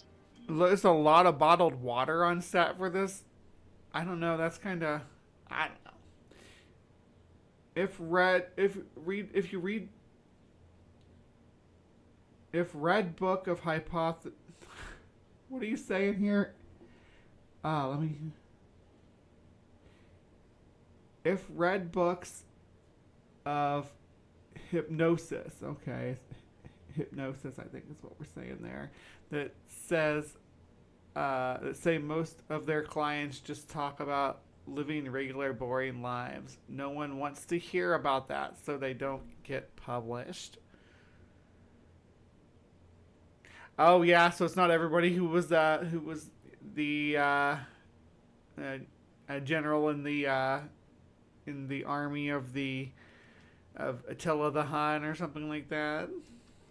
During also the session that he did with me, he found a past life of a gentleman who was in a village, and he was beaten badly by the village, and he was so sad and so depressed that he just walked around hunched all the time, had no energy, no life, and was sad.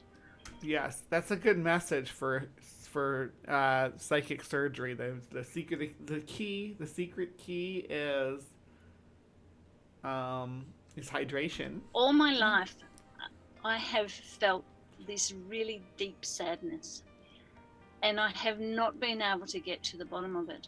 I thought it was due to trauma that I had as a child, and sort of all through my teen years I had quite a bit of trauma that I went through, and just put the deep sadness down to that. Once Jerry cleared that timeline for me and looked at that past life, I can now experience joy. My body posture is now upright. I'm not bent over into the fetal position. My shoulders aren't hunched. My chest. You'll experience joy with Jerry. Jerry looks like he can probably deliver some joy if he really puts his mind to it. But is expanded, and I can feel joy and sing and laugh, even though I can't sing to tune, but at least I'm singing. Whereas before I've always felt so sad, but not knowing why. So to be able to breathe fully, to be able to actually do breathing exercise, and to... So what I do is different than Jerry. I'll actually go in and extract the lungs through the chest. What was the word? It's like it was energetic lung replacement. Yeah, the lung energies, right? And I will save those lungs because those go good on toast, and I'll set them aside. But then I will conjure up some of my own mighty lung energy, and I will pop it right in there, so Mary's good to go. And I have delicious lung and toast for later. Get a full belly breath of air is amazing, and to experience joy and laughter and happiness, it's just life-changing. So if anybody is looking at doing anything, do Star Magic. It's just phenomenal, and I really appreciate Jerry and all he does to be able to put this out into the world for people. So I feel like if I went to this place, and he tried to do the sleep thing on me, I think I would just not. I mean, maybe I would. Maybe I am susceptible to this, and I don't think I am, but I am. But I really feel like You have to be the power of suggestion, exactly. To be able to heal themselves, and also if you're doing the facilitator training, to heal other people as well, and animals. It's amazing.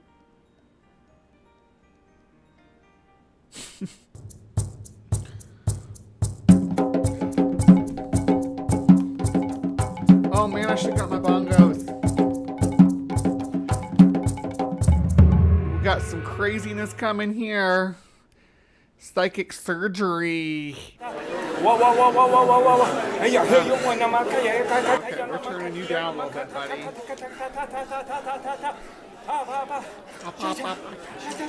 My experience was absolutely phenomenal, and one of the key things that I experienced were these knots dissipating. These knots that I have in my wrist, they're muscular knots from muscular tension.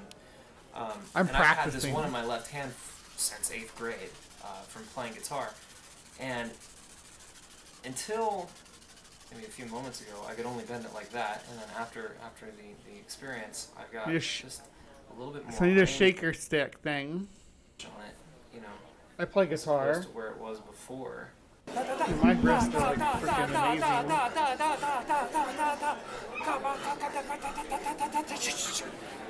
Oh, when he gets down low, he's going shh, shh. What's he going on down there?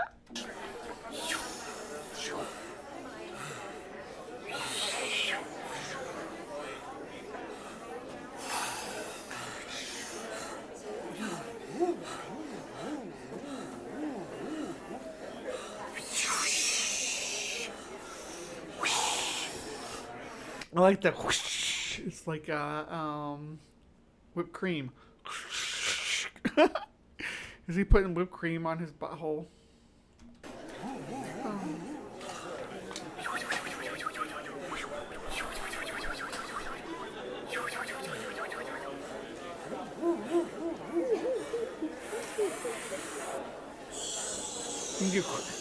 His sign says he does crystal readings too.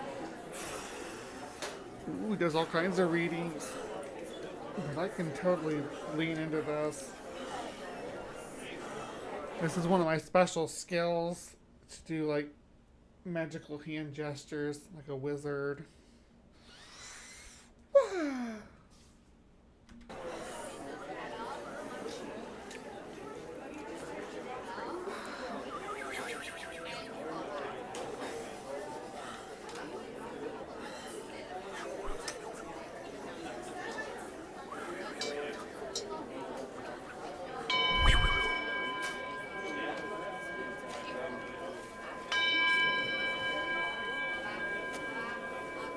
Put some rhythm into it, Zetharius, or whatever your name is. Someone was holding a light right here, right in front of my face, although my eyes were closed. And crowd noise was completely gone, and I was completely focused and centered. I had this overwhelming feeling of just center, which was great. I don't have a gong. I have a harmonica though. Will that work? It's a shitty Johnson one. It was literally like a reawakening. Which one? Which key is this? Oh, hey, that's not too bad. Sweet. So I can go. That's upside down. Ooh, this is loose too. Yuck.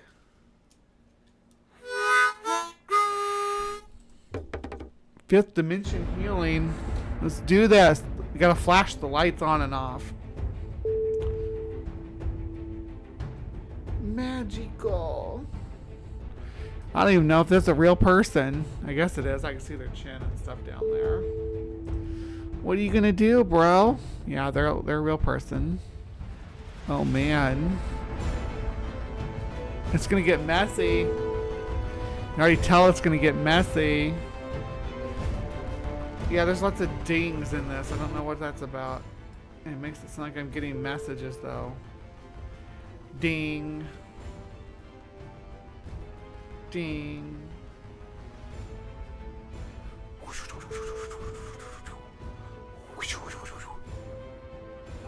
Ooh, he's got a nice stomach though.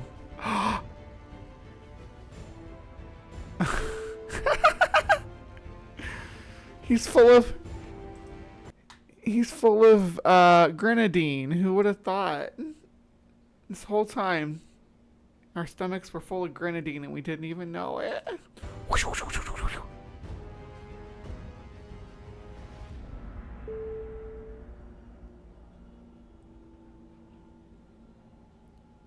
Oh boy. He's sticking his hand way down in there, look. Pulling out all kinds of yuckiness.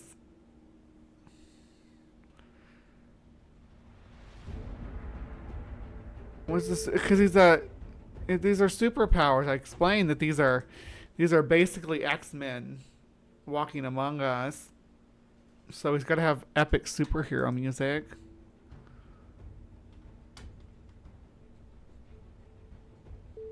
Ooh, he's gonna eat it. Strip of bacon. That was bacon. No, that was bacon. That's bacon. Hold on. No. We're not walking away from that.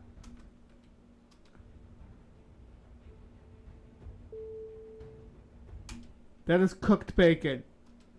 Ah.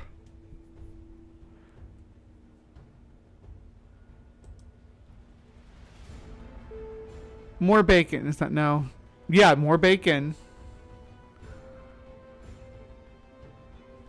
Oh, more bacon. You can just so you can do this whole trick with a bottle with some rubber gloves, a bottle of grenadine, and some bacon.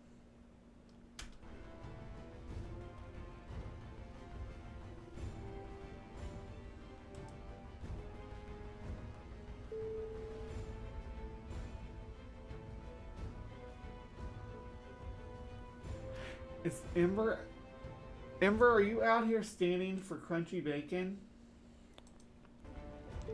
Hope this isn't like copyrighted. The ding is driving me crazy though, but I gotta keep the music going because it's so cheesy. More bacon. He's got like a whole pack of bacon in there. Did he have bacon for breakfast? Is that what we're seeing? Ding.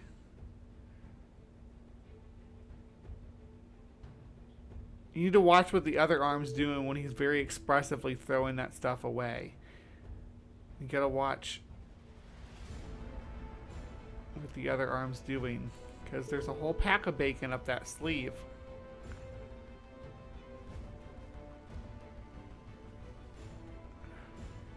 And he just lets the blood flow. Like a real surgeon would have like gauze all around there and be constantly wiping it up, but no. Psychic surgeons like to let it just spurt everywhere and get all over their white coats.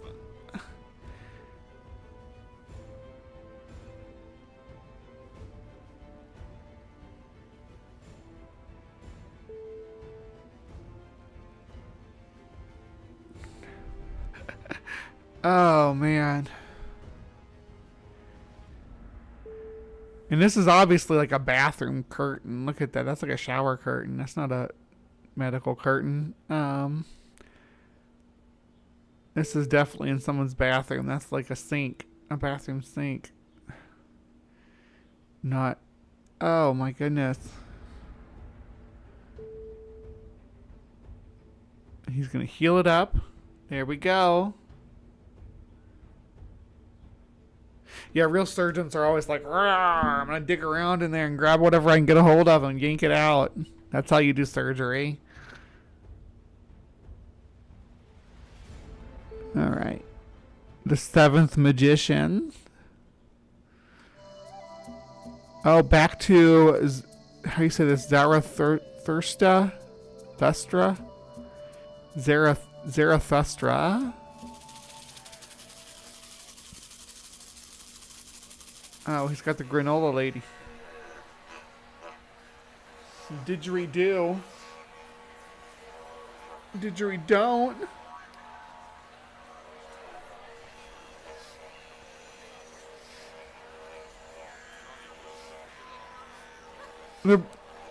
Is he really playing a didgeridoo at her, what's this called right here? This dip in your chest. It's where I can make my magic powers, where I can make sounds with it. I showed this the other day, but I'll show it off for you guys too. Oh, I'm not sweaty enough. Anyway, he's blasting a didgeridoo at her chest. This is like foreplay.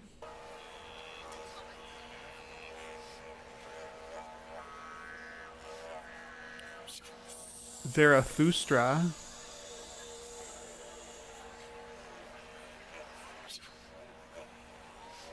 Ooh.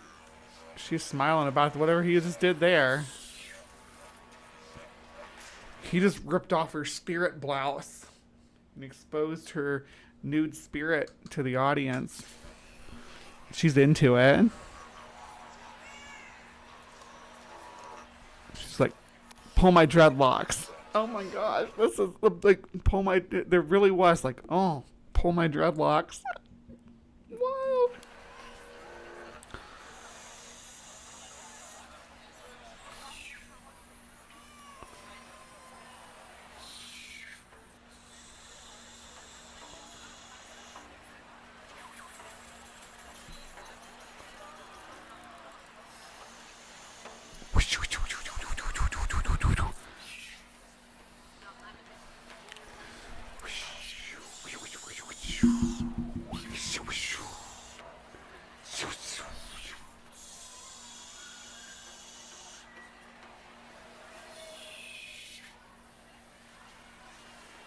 Oh, right-handed Seth, welcome to the world of psychic surgery. He's extracting evil illness from, or I don't know if he said evil illness. He's extracting illness from her body by going.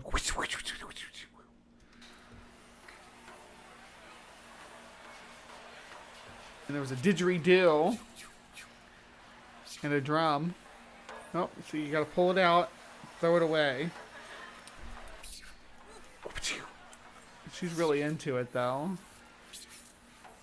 She's like, especially when he pulls her dreads. Oh, ripping her top open.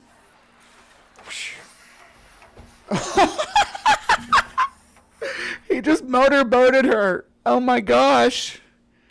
He just motorboated her. Like spiritual motorboat. Sucking it right out. I'm not even kidding. Just suck that out.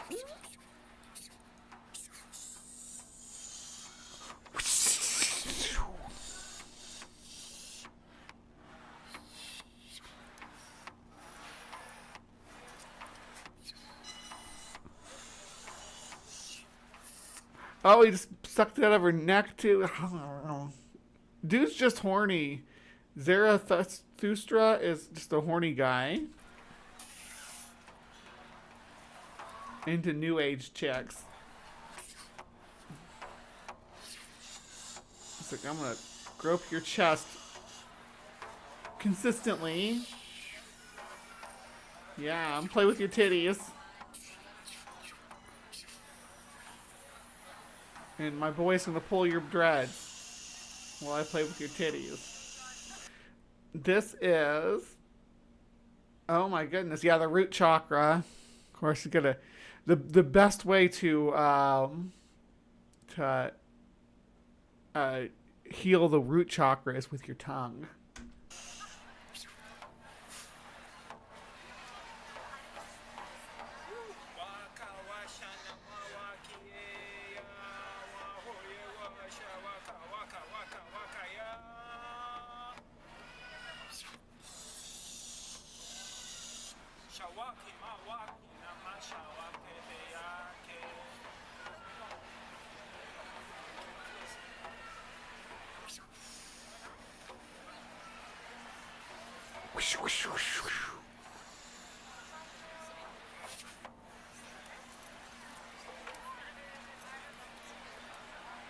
She's not a very good actor because she kept reacting, like, in a way. That's the crown chakra, yeah. The root chakra is down at the bottom. Those people don't seem impressed, though.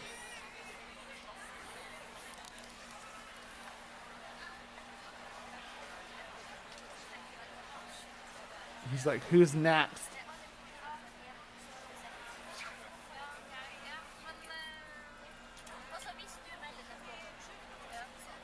The root is at the base of the spine.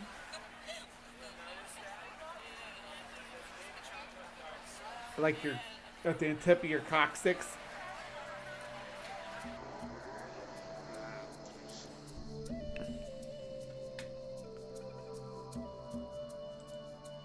Let's see.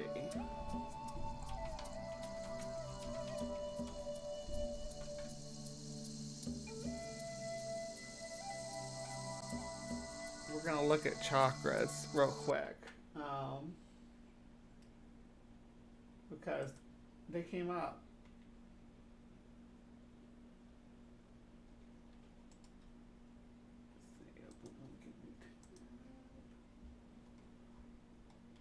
All right, here we go.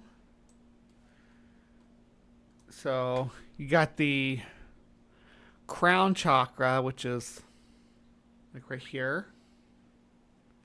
Like on the top of your head. You got your third eye, which is between your eyes, where your pineal gland is. Your throat chakra. Your heart chakra, which is actually above your heart, sort of. It's like almost, it's in between your throat chakra and, or that dip I was talking about is in between your throat chakra and your heart chakra, like right in the middle. You got your solar plexus chakra. That apparently is where psychic surgeons do like to dig around in. They like to shove their hands all the way up in there and grab fistfuls of bacon. That's where you go for bacon. The bacon is stored in the solar plexus chakra. Then you got your sacral chakra, which is like your navel, and it corresponding sacral vertebrae in the back. And then your root chakra, which I believe is the tip of your coccyx. And then there's the hole in the bottom of all of our pelvic bones that surrounds it. So chakra charts. Say root chakra, base of spine, perineum. So like when you do the perineum sunning, where you stick your butthole at the sky, this is the root chakra is getting it all, and it's supposed to be red, but I've heard that some root chakras are pink. And you got your sacral chakra, which is orange. That's your pubic bone and lower back. That's your sexy chakra. So just remember, this is for sexy time, the belly button one. You got your solar plexus chakra, which is yellow and fiery, apparently. Heart chakra is, the solar plexus chakra also stores bacon. It doesn't even say anything about all the delicious bacon that's in there. There's nothing in here about being full of delicious bacon, and I'm disappointed. The heart chakra is green, though. And then the throat chakra is blue. And it's, in the pit of your throat. Your third eye is the best one, though. That's the one that gives you your psychic powers. That's the one that makes me able to control flames with my pyrokinesis, or to make things float with my telekinesis, and to read minds with my telepathy. Although long-distance telepathy is better facilitated through the crown chakra. That's how me and my friends are able to communicate across long distances. The belly button is for sexy time. You heard it here first. All right, so I'm going to wrap this segment up here. I think we covered pretty much what I wanted to get the point across from. The rest of these are kind of long, so we won't get through them all. But we may do some more psychic surgery in the future. For sure. This was fun. Pulling strips of bacon out of people is always a good time. But you tell me what you think. Is there any benefit at all to psychic surgery? I know that the psychodrama stuff about it is pretty can be beneficial. Just like reading tarot can be beneficial. But as far as using it in lieu of actual medical care, I'm like vehemently against it. If you can read minds, I double dog dare you to read Trump's mind. Gross. No. To prove my total alphaness, I shaved my nipples off. Got nipples? No. Alpha. Yeah. Alphas don't have nipples. I have a brown root chakra, but they fade to silver. And if you just, Amber. The kilt chakra is plaid. Psychic surgeons like the solar plexus area because it's squishy. Yeah. And full of delicious bacon. All right. So, like, you decide and tell me what you think of psychic surgery and the magic of sticking your hands inside someone's opened chest cavity. Let me know. Please remember to be kind, take care, and we will see you next time.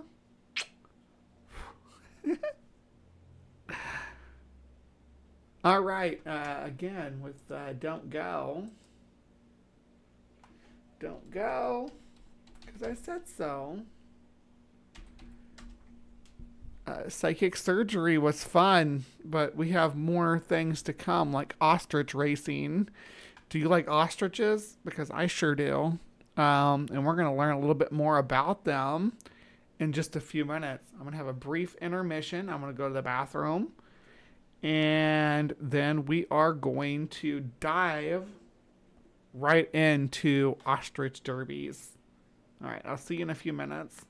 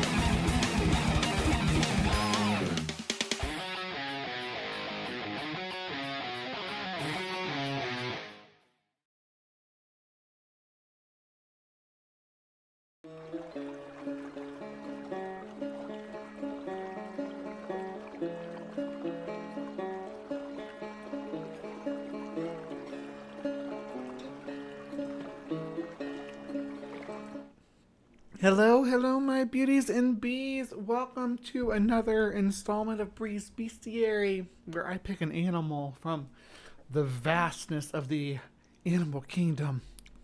And we discuss some facet of its involvement with the human development, whether it was something we hunted, something that we domesticated, something that pops up in our folklore, and we debunk any kind of nonsense that people have made up about them in the past. And today we're looking at, well, it's the world's biggest bird. Absolutely massive birds.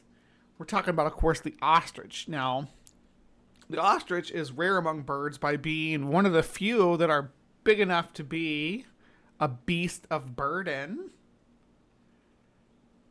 The others being maybe the emu,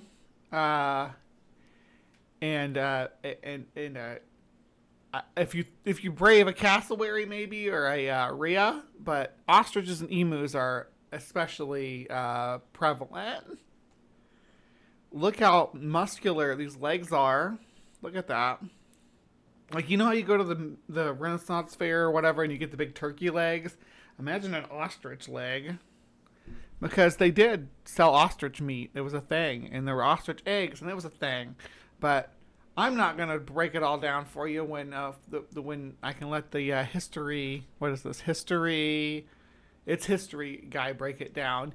And I'm just going to talk about the ostrich carriage, but we're going to use this as kind of a segue into talking about ostrich racing. So stick with me. Imagine a time when you could hop into an ostrich-drawn carriage and take off on a wild ride. Yes, with real ostriches pulling you along. Now, as impressive as that might sound, there's one problem. Ostriches can't fly, and carrying people wasn't exactly their strong suit. But since these birds, the largest in the world, can hit speeds of up to 40 miles per hour, faster than a horse, people naturally thought, why not harness that speed? But did ostrich-powered transportation ever really take off, or was it just a quirky idea that couldn't last? Stay tuned to find out, as this is the story of America's lost ostrich. I think that ostriches in their current form are probably not adequate for beast of burden activities and a long-term kind of situation, but through a domestication process over thousands of years, like what horses have gone through, potentially. Carts. I'm your host, Ryan Socash, and you're watching It's History. Our story starts at a time when the United States of America became its own nation, and the citizens were in search of products that they could use to turn a profit. Ostriches are a great example of how this business process was sometimes carried out. The first time an ostrich entered North America was when Charles Sketchley, an English naturalist, established his South California ostrich farm in 1883. Later on, in 1886, Los Angeles resident Edwin Costin followed the same strategy. Yeah, so they've been like, people have been pushing the idea of ostrich farming since the 1780s. With a goal of bringing 50 ostriches from Africa into North America by the port of Galveston, Texas. Sadly, most of the birds ended up dying in transit, so Costin could only bring 18 ostriches to his new farm in South Pasadena. This issue ended up being no big deal, as he grew that number to 100 ostriches regardless. Costin's goal of profit was made more accessible by the construction of a railway from the ostrich farm to Hollywood, connecting the gigantic birds directly to a massive population center. But it also set a precedent, as this pattern of railways bringing ostrich farms to people for profit is seen in similar instances across the continent, such as in St. Augustine, Florida, where the St. Augustine alligator farm was adjacent to the Anastasia Island train stop in the 1890s. I'd also point out that these instances are the observable effect of massive industrialization in the US, with the southwestern ostrich business. I would try to ride an ostrich if someone had like an ostrich that said, oh, this one's been tamed to carry a person. I would try it, I think, just to say I did it. I would much rather be in the chariot, though, pulled by the ostrich than to ride it like this. I think this is probably bad for the ostrich in the long run, to carry that kind of weight on its back. Culminating in the peak of farm activity in 1910 in Southern California. As a result of Costin and many other endeavors over in St. Augustine and the rest of Florida, they began to take hints from California's burgeoning bird business. Oh, they're so cute. Floridians found themselves pursuing the exact same trade. For example, in 1898, Charles D. Fraser opened his Florida ostrich farm in Jacksonville. The farm offered the same tourist accommodations such as rides in ostrich-drawn carts and wagons. Visitors under 150 pounds could also ride on their feathered backs using a straightforward procedure. Oh, I guess I'd have to lose some weight before I could ride an ostrich then. After paying 50 cents, they would place a sock over the ostrich's head, mount the animal. Then they would take the sock off the head, and the bird would speed up and go around the track very quickly, offering guests what must have been a thrilling ride. Before being able to play a central role in this attraction, these ostriches had to complete an 18-month training. Additionally, travelers and locals could observe the large birds eat entire oranges, a sight that amused many. So, along a similar path to the ones the Californians pursued, they upgraded their simple Florida ostrich farms to include parks, zoos, and other lucrative collaborations. That is the weirdest looking ostrich I've ever seen. That's not cool to do to tortoises either. My dad used to tell a story about a kid who he went to school with who had a giant tortoise that the kids would come over and ride on its back. But that was kids, right? This is a grown adult. Businessmen back in California had found tactful ways to market this business, such as the Los Angeles Ostrich Farm operating directly next to California's Alligator Farm, so that the two ventures could share exposure. So, inspired by this southwestern strategy, Fraser's established until a freak accident created the ostrich gator. And since then, Florida's never been the same. Eventually transformed into the New Ostrich Farm Amusement Park and Zoo in 1912. Located on a site about 50 acres in size, the new operation took advantage of the regional alligators and numerous other animals to craft an attraction that held many different sights that people had never seen before. Even so, as the site's name suggests, George and Martha Washington. But it was not to last. With the onset of the Great Depression throughout the 1930s, the public became less interested in ostrich-based attractions. Still, some made attempts to carry the unusual tradition forward. An essential facet of the ostrich farms went beyond the sights and activity of riding them. I'm talking about the feathers, since as an add-on to the business model, visitors could buy items made of ostrich feathers. Items ranged from feathered hats, outfits, which are beautiful and were used in so much of this early 20th century fashion. Or a fan to keep you cool during those warm summer days on the ostrich ranch. Additionally, the process of collecting these feathers was a challenging task. In the early 20th century, the workers employed to pick ostrich feathers were paid around $75 a week, which was a proper wage back then. The high payment administered for the task is due to the sheer danger of doing it. A kick from an ostrich could be fatal, so those who could take I think maybe I would do that too. On the task were quite brave, and hence deserving of the high wage. Unfortunately, the reliance on the sale of these types of products would eventually bite the ostrich farm business back, tanking them directly into the ground. Aside from the damaged economy in the 1930s, other factors at play cut away from the popularity of American ostrich endeavors. For starters, World War I was a very detrimental time at the end of the 1910s. Furthermore, the ostrich... I think the sticking the head in the sand kind of mythology is a myth that ostriches don't really do that activity, but if you put a sock over their head, they kind of like chill out though. So maybe there's some truth to covering the ostrich's eyes that help you to help it to not be aware. Feathers and products of the farm were primarily marketed towards women who embraced the hip new fashion. But there was a problem, as at the onset of American involvement in World War I, women began taking on more jobs so that the men could leave their positions and go off to war without diminishing the workforce back home, meaning these type of exotic accessories were not in high demand. Also, in a nation marked by grief and anxiety amid war, people were generally less inclined to show off their luxurious ways. But then, even after the war, feathers remained out of fashion. Some attribute this fact to the look's incompatibility with the rise of automobiles, since feathers could fly off one's head as they were speeding down the street. Needless to say, the effects on the ostrich... That's kind of a stretch, though, because people had carriages and horses and stuff and wore feathers. Feathers fluttering in the wind is kind of one of the aesthetic qualities that people look for, especially ostrich feathers, which are really, like, they're like, not flight feathers, so they're really loose. They're really, what's the name of those feathers? I wish I had one of my dino guys in here. Farm industry seemed to linger, but they indeed weren't entirely out of the game. After World War II, James Casper commenced Casper's Ostrich and Alligator Farm, where ostrich races were held daily for all to see. This tradition was held from 1946 to 1982, proving that, at least Wow. on a limited scale, there was demand for this type of business. However, since the company was done in tandem with the alligator attraction, it may be difficult to gauge just how successful the ostriches were at attracting a crowd compared to their captive counterparts. Over time, back in California, interest in ostrich farms also declined throughout the end of the 19th century, with farms closing left and right, until finally, the last ostrich farm in Los Angeles closed in 1953, defeating a 20th century tradition. With that, it became apparent that the large animals were difficult to deal with some trainers faulting the animal as being not very intelligent. In other words, ostrich farms had lost their significance. Like, it's interesting that they paired them with alligators instead of like llamas or something. Ostriches and llamas, or emus. Maybe even some cervids of some type, or an ovid, like goats or sheep that are exotic, something like that. It's the alligators, but I do get why alligators are more exciting than ostriches in general, but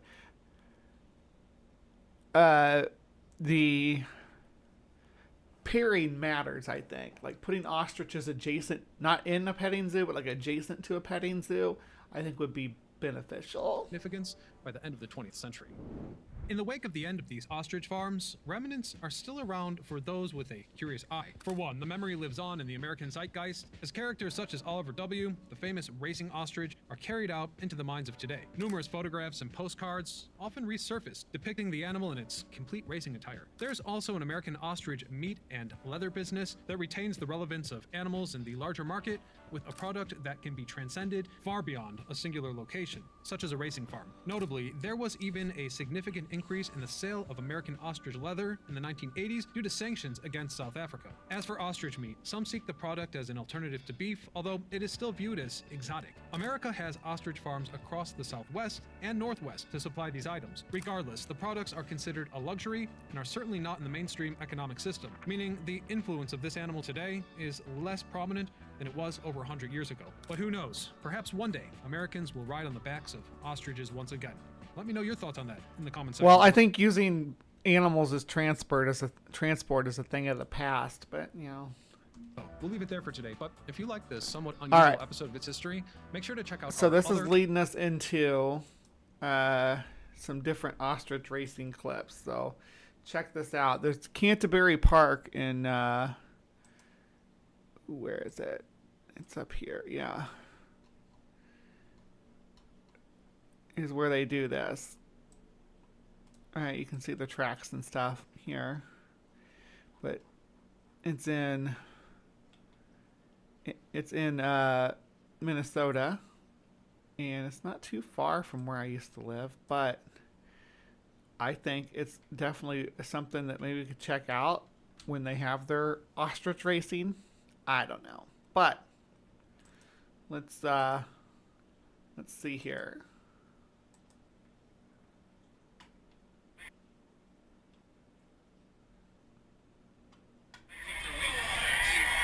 Oh goodness.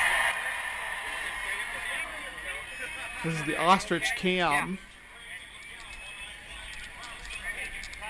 This is what it looks like when you're on the back of an ostrich racing.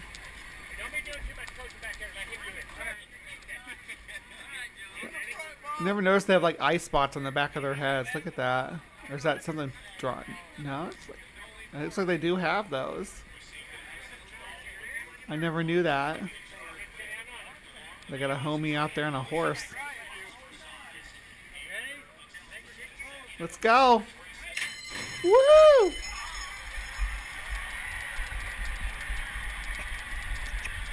Let's go.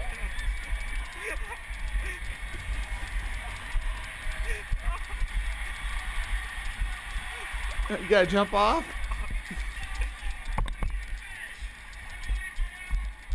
Woo!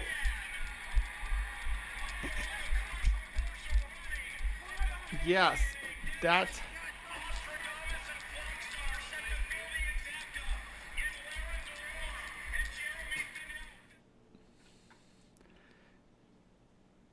But. And it this is a different view of the same Number 3, race. Stephen Curry, very rambunctious. Great start for Brexit. Good start for Kim Kardashian. After that, cruising for a bruising. It is Brexit. Kim Kardashian. Escaline calls on the bird for everything he has and wins. Number 1, Those Kim birds, like- Kardashian is the champion. Kim Kardashian. I like that. How That's cute. about that? Those birds were twirling, spinning around. We have one attacking somebody now. Holy cow. A day sponsored by the He wasn't attacking anybody. He was confused about where he was supposed to go because you started closing the door before he got in, you jerk. Minnesota Lottery. Number 1 is the winning ticket. Kim Kardashian. How do you sit on him? Like this or like that? Which way is better?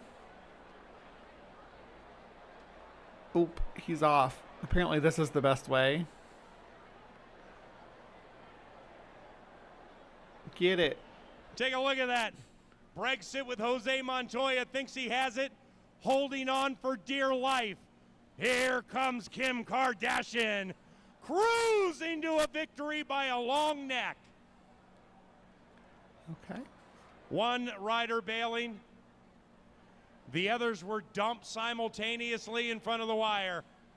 There's Shelley with a great seat. Rozier with a great seat. Boy, you guys did a great job. Round of applause. It's like just ostriches moving in the wild. I just thought it was cool. So I added it to the list. Nothing racing about it, I guess, but it's weird to see so many of them together like that. Usually you see like maybe a handful.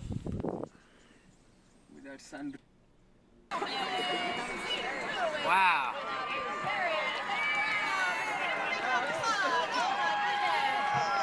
These ones. God. They have chariots. I want an ostrich chariot. Why?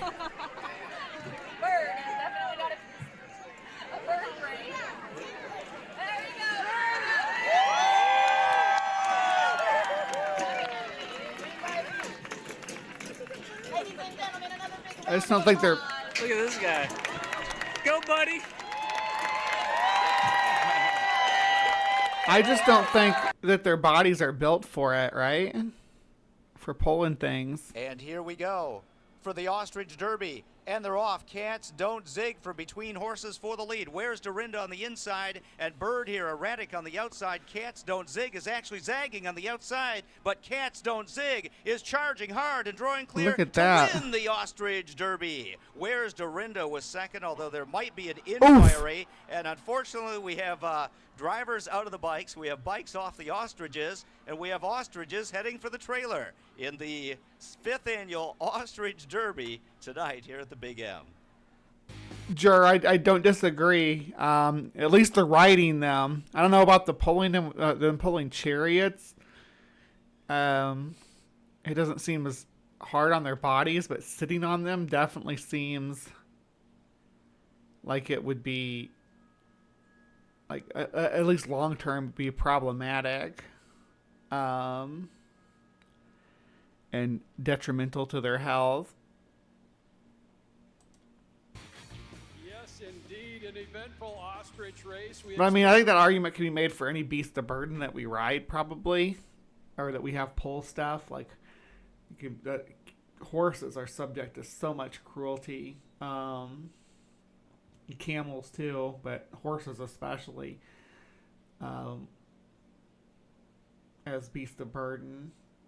So, I mean, I definitely agree that that animal racing or animal sporting or animal gaming can be handled very cruelly. Now, there are things like the beetle battles that they do in Japan and stuff, which those beetles are going to battle anyway because that's part of their reproductive cycle. But when you put undue strain on an animal, yeah, it's never good. Never an optimal thing. Less, muddy waters got muddy. Megan was kicking.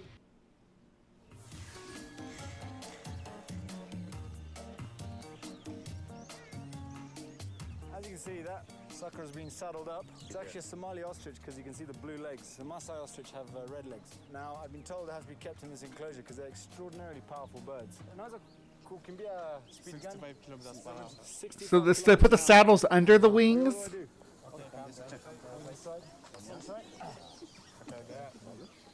Where's the brakes? The guys at the brake. Well, what's the point if you have to have guys run alongside you, though? Largest commercial breeding farm in Eastern Central Africa. Come on, buddy. That's the most ridiculous thing I've ever done in my life. There's apparently Yeah. another way It just doesn't seem like a very viable transportation to me. to enjoy the power of these animals. I think I might use that to get to the Masai Mara. I think that's the plan. That's a little bit better because it seems like it's designed to not put undue strain on the animal. I'm a sucker for any kind of exotic animal pulling a chariot, though. Good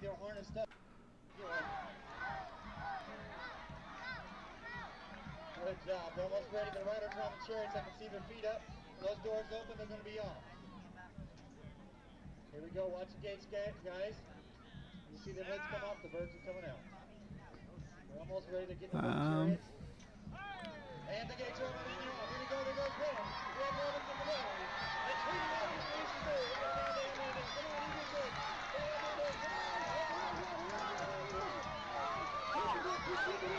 So I don't can't see how these ones are strapped on. They don't look as comfortable as that other one, though.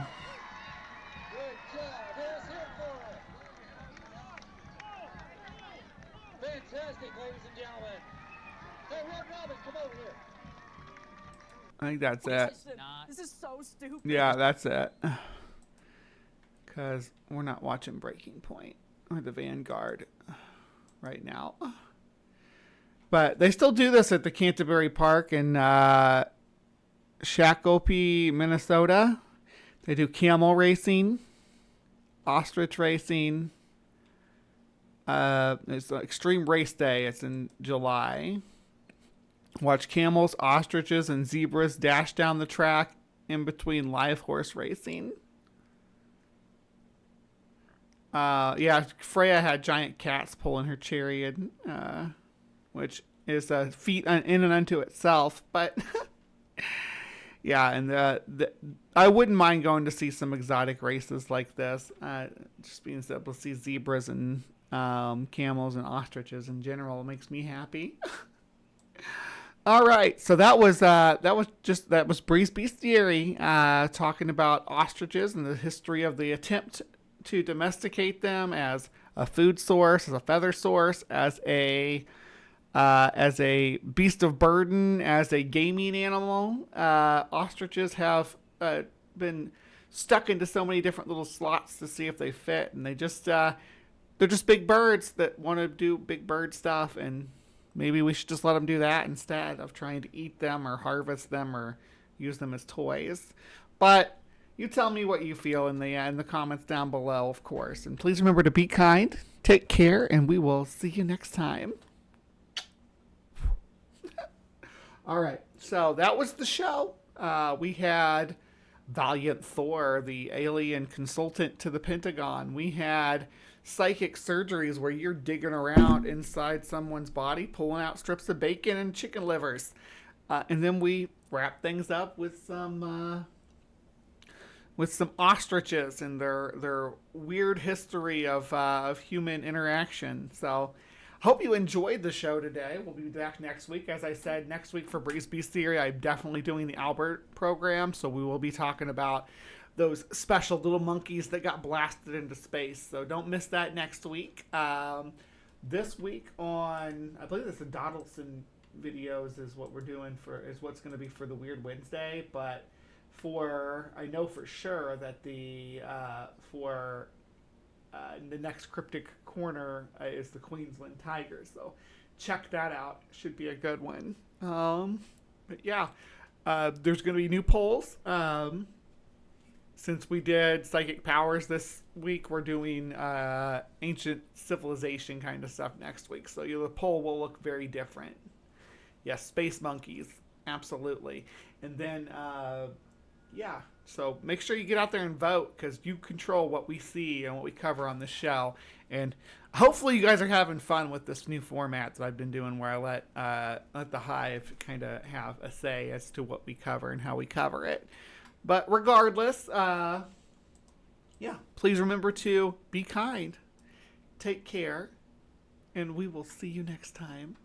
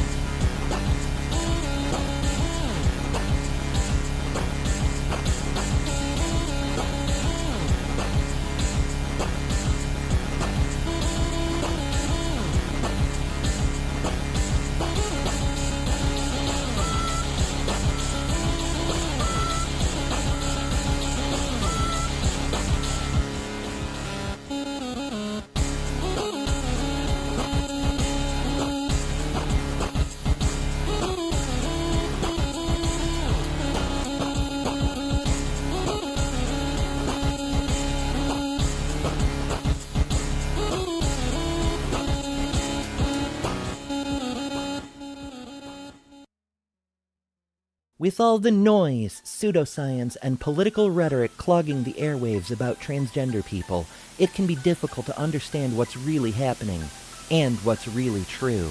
Good news, everyone! Welcome to The Transpositions, your compass in the rugged landscape of transgender issues. Here, we strive to be the beacon of authenticity, providing a platform that amplifies the voices and experiences of the transgender community. From breaking news to in-depth features to breaking down the real science, we are committed to fostering understanding, empathy, and empowerment for all individuals across the gender spectrum. Join us as we navigate the complexities, celebrate the triumphs, and advocate for the rights of transgender people worldwide. Together, we can redefine boundaries, challenge stereotypes, and champion inclusivity. Subscribe today. The link is in the description.